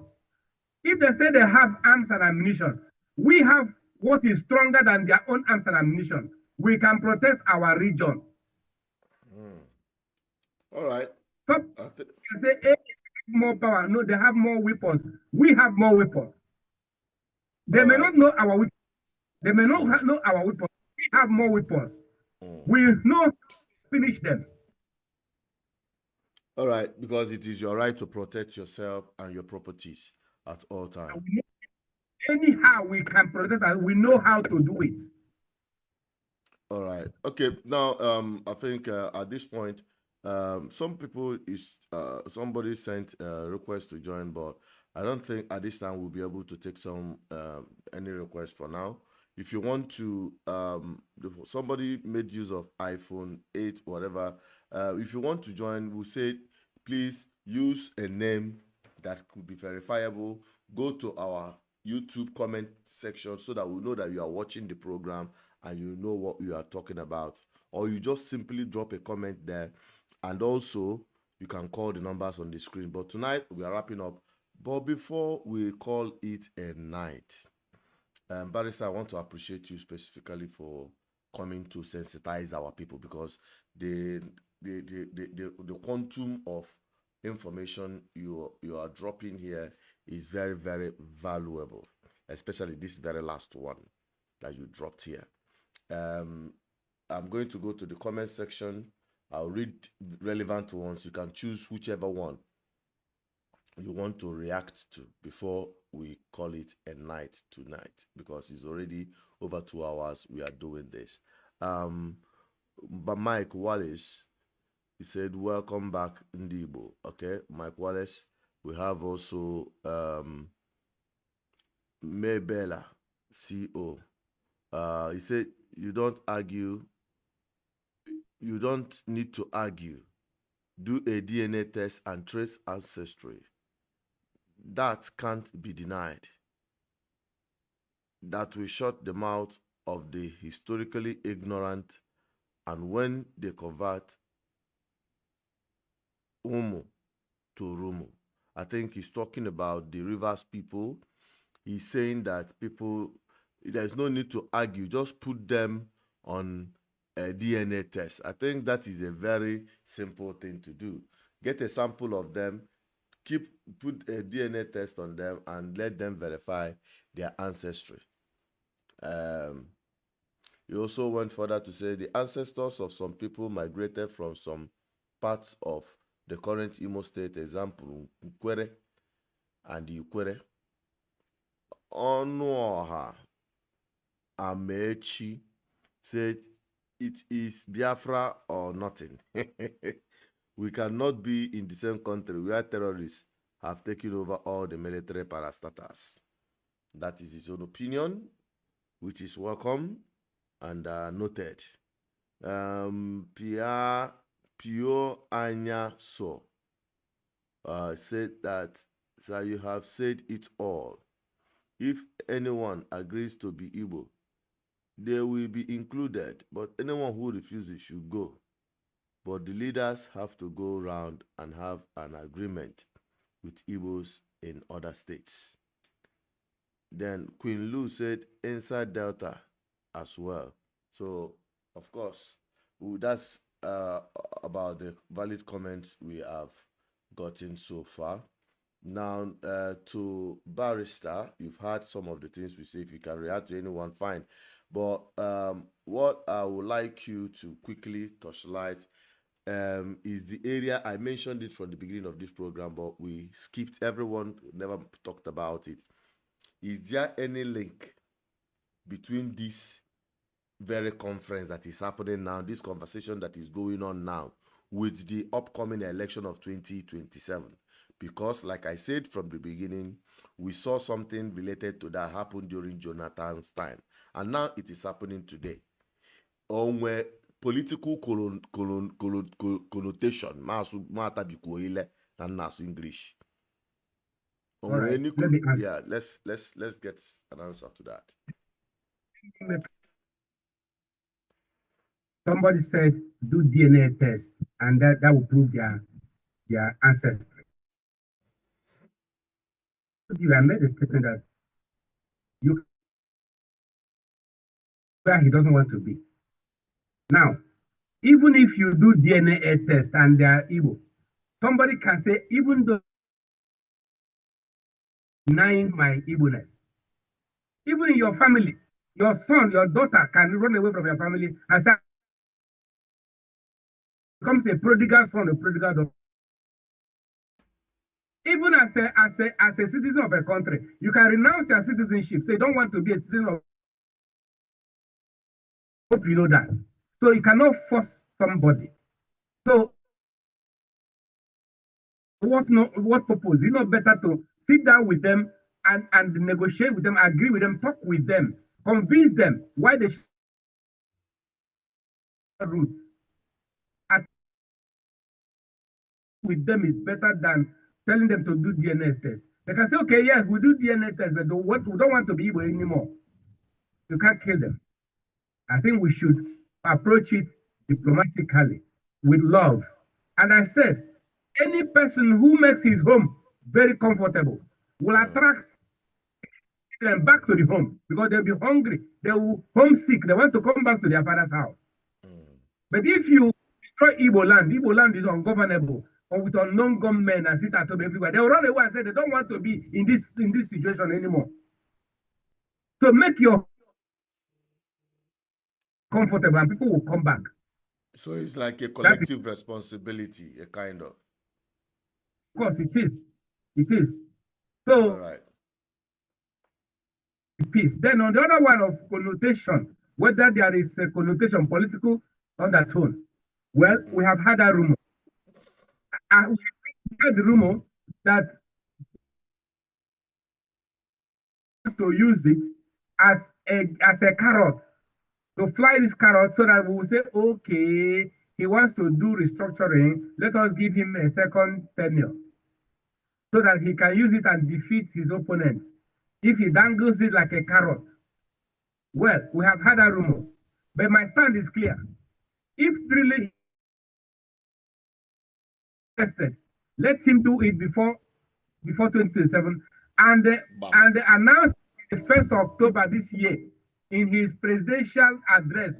1st October this year, let him announce it and said now he has decided to restructure Nigeria. And then if he does that, we now know. But if he says, hey, that he's promising us, let him enter the second tenure before doing the restructuring, we know it's a lie. He wants to use it to. It's a scam. Him again, he will laugh at us and say we're stupid. So if he's serious, let him do it now and announce it on 1st October. And if he does that, forgive him, all his sins will be wiped away. All his sins will forgive all the accusations of sin against him will be wiped away if he does it, because that is what we want. Honestly speaking, once that is done, we'll be free. I will forgive all his enjoy will be washed away. One time with one bucket of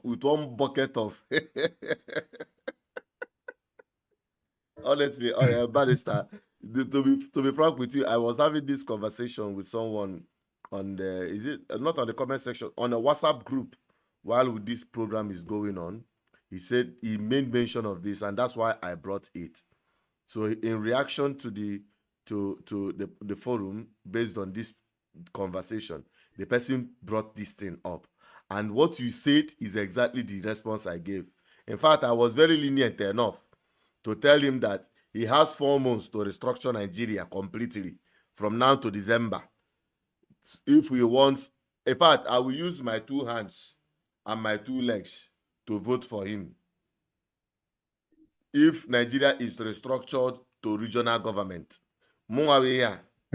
gasi Peter Wanna Natawazien. Yes. You know? Me, I'll personally say that although Tinubu wants to continue governing Nigeria from Abuja to the eternity, that is his own business.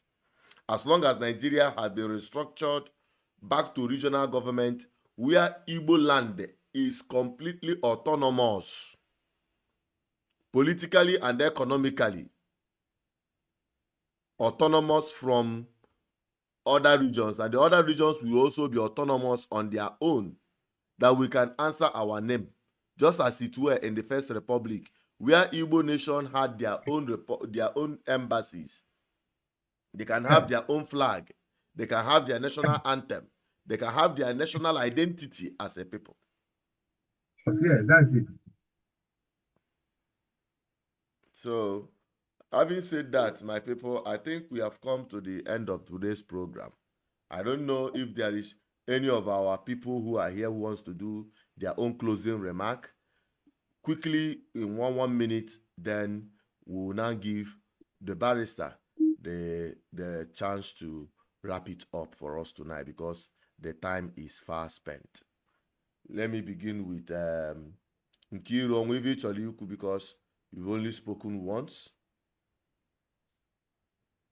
Onya no na iPhone 18, iPhone 8 or whatever, I think iPhone 8, please, we would have loved to admit you, but you have not verified yourself who the person is.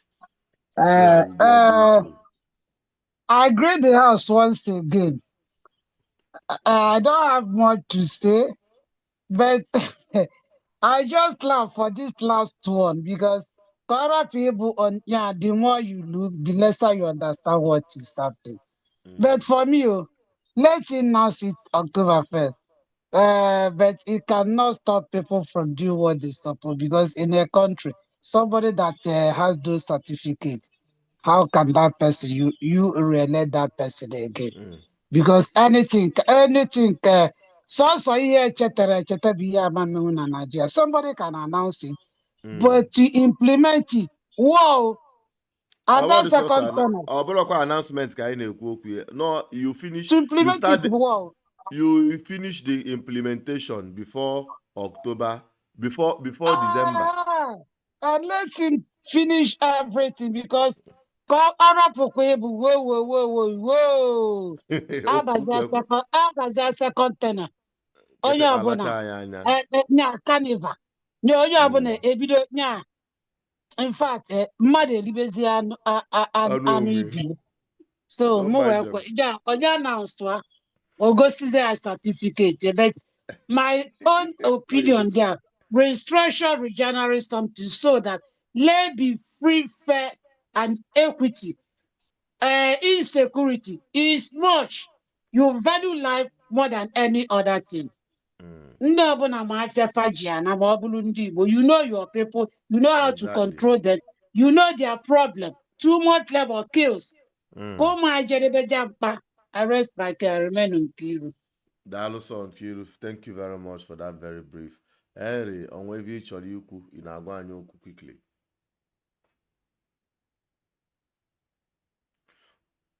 Onye G Samsung 8, please, the person should indicate you've been here for some time. All right, go on.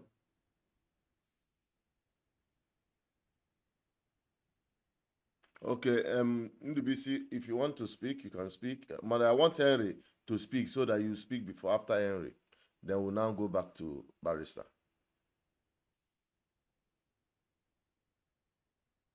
Henry, are you there?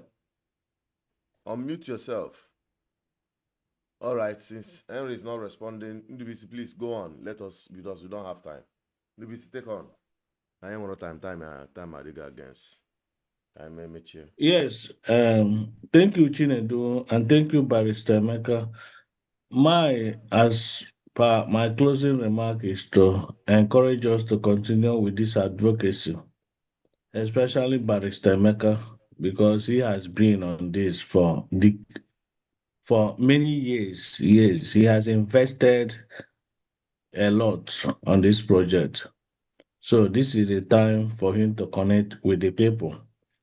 I also want to say that this project, I do not expect the political class to be excited or to be happy with it, because the governor, onye ka na-achị bụ governor echi niile, ị na-agwa ya na a ga-enwe Igbo nation. That is to say that he may end up not getting that seat as onye agwakwana m, because with the present constitution, the governor is like, I don't know, I qualify governor. The governor with a lot of power. And what do I do? And what do I say? Audit account of how you manage people's resources for 1 year, 2 years, 3 years. The governor appoints chief judge of the state, appoints judges of state high court, you know. Governor decides anything. He can kill and do anything. Inwegi Ejija court. The same thing with the president. So the present constitution favor the political class. Onye na-azọ Senate nọ na Senate, ọma like ka enwe equity, fairness and justice. And ọma like ebe a reform financial system, monetary policy that will give everybody equal opportunities. With your BFN or name, you can access credit at single percent or single digit interest. They know what to do. They know what to do. The problem abroad not having the constitution or not having, but we have people who have come to stay put ebe the colonial masters si wee pụ after the civil war. Ha nọchizie ebe afọ. Sidon had their life until they die. So imago this system favored them. Like Chinedu, na-ekwu na Tinubu restructure Nigeria, a regional structure or regional way. Imago ordinary people want to understand the benefit, the disadvantage and the advantage, the difference between that regional system and the present system in our practice. Because in working restructure it to regional system so that the state will control all their resources. Who will control the resources? The same governor will control the resources. Oh, we can control all the resources or for himself and the friends. Because right now, I have allocation everything. Eze onye akwụkwara nka anọ na White House or Governor's Lodge. And when anything ha na-emerụ masses, alụọrụ masses ezi, they want to be celebrated. So people have to understand the advantage in that regional government. I restructure enwe police. Ya kwanaga governor ka ọ ya adụ. This ndeze onye akwụkwara All right. governors. Huh? Okay. Sorry, let me conclude so that Emeka will respond. Apart from that, in market project, yeah, the advantage you do at that restructuring, not just equal like this, because all the are complicated and ambiguous. Now, Barrister has a job with his group and us and Ohaneze. Onye nọ na obodo oyibo na say, Barrister, you should go and negotiate. You people should go and or you people go to Abuja and messed up. But nobody bothers to ask, how have you been funded? Or how are you getting money to fund your trip? Because every day now sacrificing Abuja, inwe ihe ị na-lose. Ọ bụrụ na ị nọ na law court, ọ bụrụ na ị nọ n'ọfịs gị, inwe ego ị na-emiss. Who is paying for that? People are not asking that question. So what I'm suggesting or recommending, Barrister, is for you, go back to Ohaneze. This thing has to be a mass movement. It has to be driven by the people. Let them open an account, maybe Ohaneze, partner with Ohaneze and some credible people, and make the account public to fund unification of Igbo for the common interest or for the sake of restructuring Nigeria to regional level. If you have such an account, and I believe in credibility of people there, I'll be putting 1,000 naira there or 2,000 naira there. You could imagine if 1 million Igbos believe in what you are doing and put 1,000 naira. Then you wouldn't have issue with money. And you won't have problem going to beg these governors who will not listen to you. Who you will stay for 1 month filling paper, begging them, begging chief of staff that you want to see the governor to pursue a common agenda. And that is the difference within the Yoruba, because the Yoruba, they are governors, politicians. Now fund what they are doing from back door. But even an Igbo, nwe efe. And the masses in alolo nwee ike ụfọdụ n'ime eche na ndị governors na-enye gị, but enwere na-enye gị. So, Barrister, this struggle has to be mass driven, and you have to design it so that masses will own it, not politicians, because all politicians emechie gị ọnụ emanwe ọnụ okwu. Thank you. All right, thank you, Ndewisi, You are for correct. that submission. Yeah. Your observation is correct. Yes. So people are quick to say, we went and messed up, we didn't do well, we didn't do well. They didn't even ask, how did we even go? Who funded us?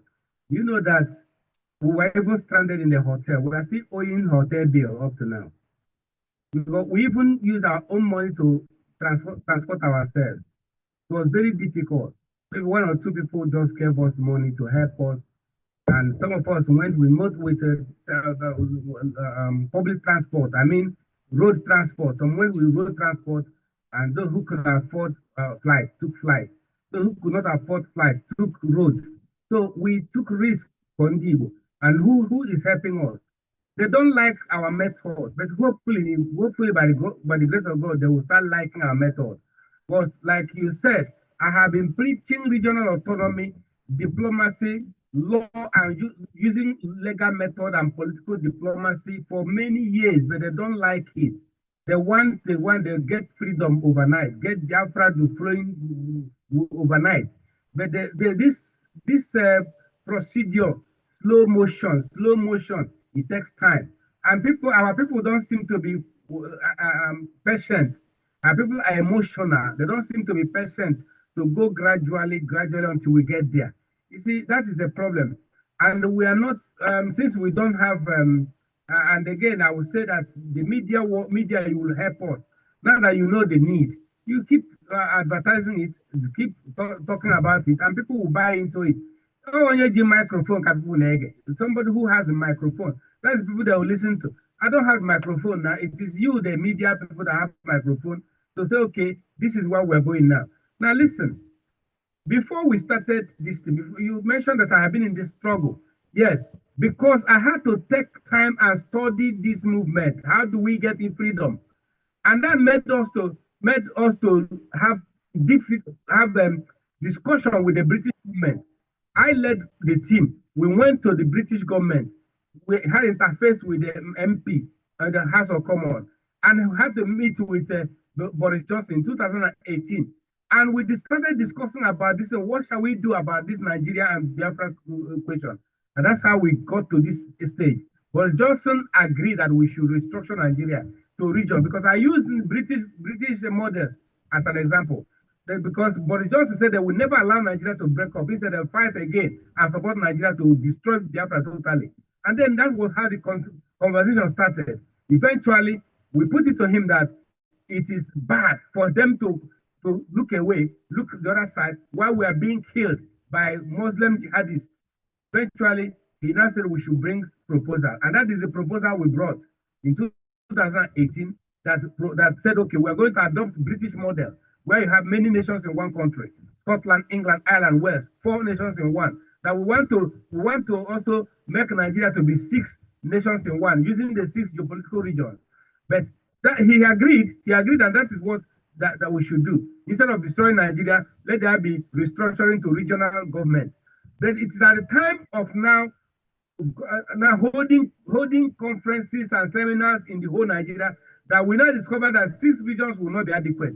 But some people say they want to have their own autonomy.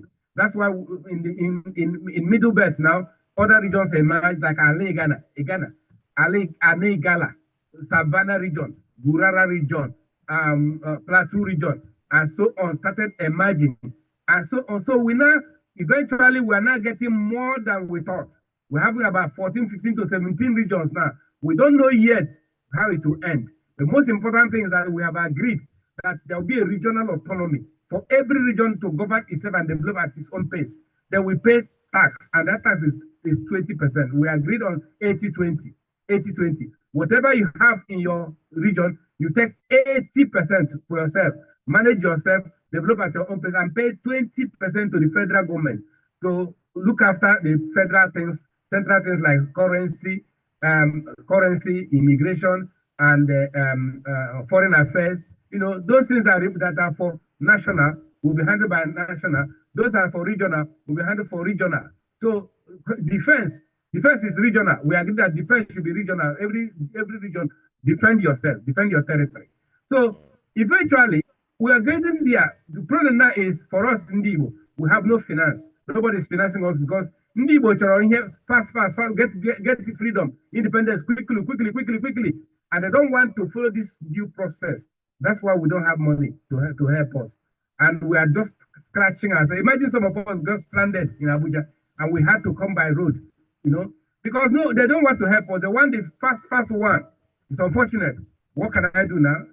It is from what we do, from the little money we get. I'm a practicing lawyer and a chartered estate surveyor and valuer. From the little money I get, I still put it in the Igbo cause, in this struggle. Nobody is giving me, nobody is donating to me, and the other people also who are working with me, we're all sacrificing. Every person sacrificing from his own pocket. Maybe once in a while somebody is touched and say, okay, use this for transport, use this for this. Like this one in America, some people, this one in Abuja, some people in America to send money to pay some bills, some accommodation bills for us. But even now, as we left, we are told that we are owing 300,000 now. But the media people that we hire the equipment said that we're owing them 150,000. And the hotel said we're owing 150,000. So now we're owing 300,000 now. Well, and what are we going to do? We have come back and started working again. I'm going back to court to see whether I can get some money and contribute.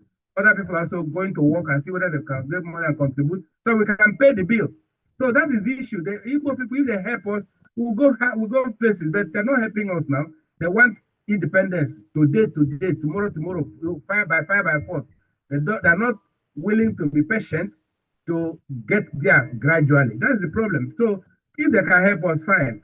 But as for getting it, we shall get it. The only thing is that it's going to cost us a lot. I mean, we're going to spend so much, and well, no matter whatsoever, if we keep struggling and we die in it, we forget it now. We do our best and give up and leave the rest to God. All right. Thank you very much, Barrister, for your submission. Thank you so much for your time. And all the people, our panelists, those who joined in this conversation, thank you very much. As you are wrapping up tonight, I wish every one of you a good night rest. Barrister, thank you. Thank you. Good night. All right. To the people, thank you for joining. We appreciate you all. We hope that you continue in our conversation. We had one person that we didn't admit into the program. Please, the iPhone 8 that I just admitted now, we took precautions before we bring in people. Please kindly mute yourself and also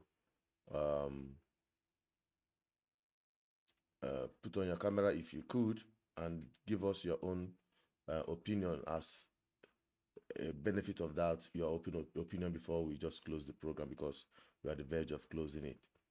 The person that we just admitted right now on with an iPhone 8, quickly do that.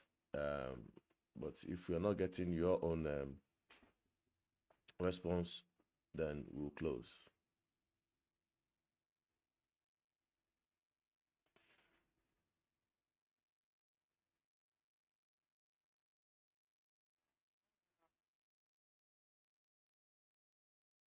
The iPhone 8.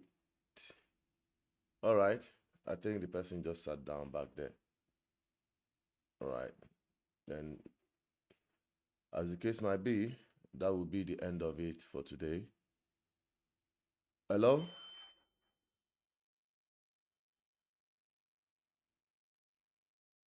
I knew.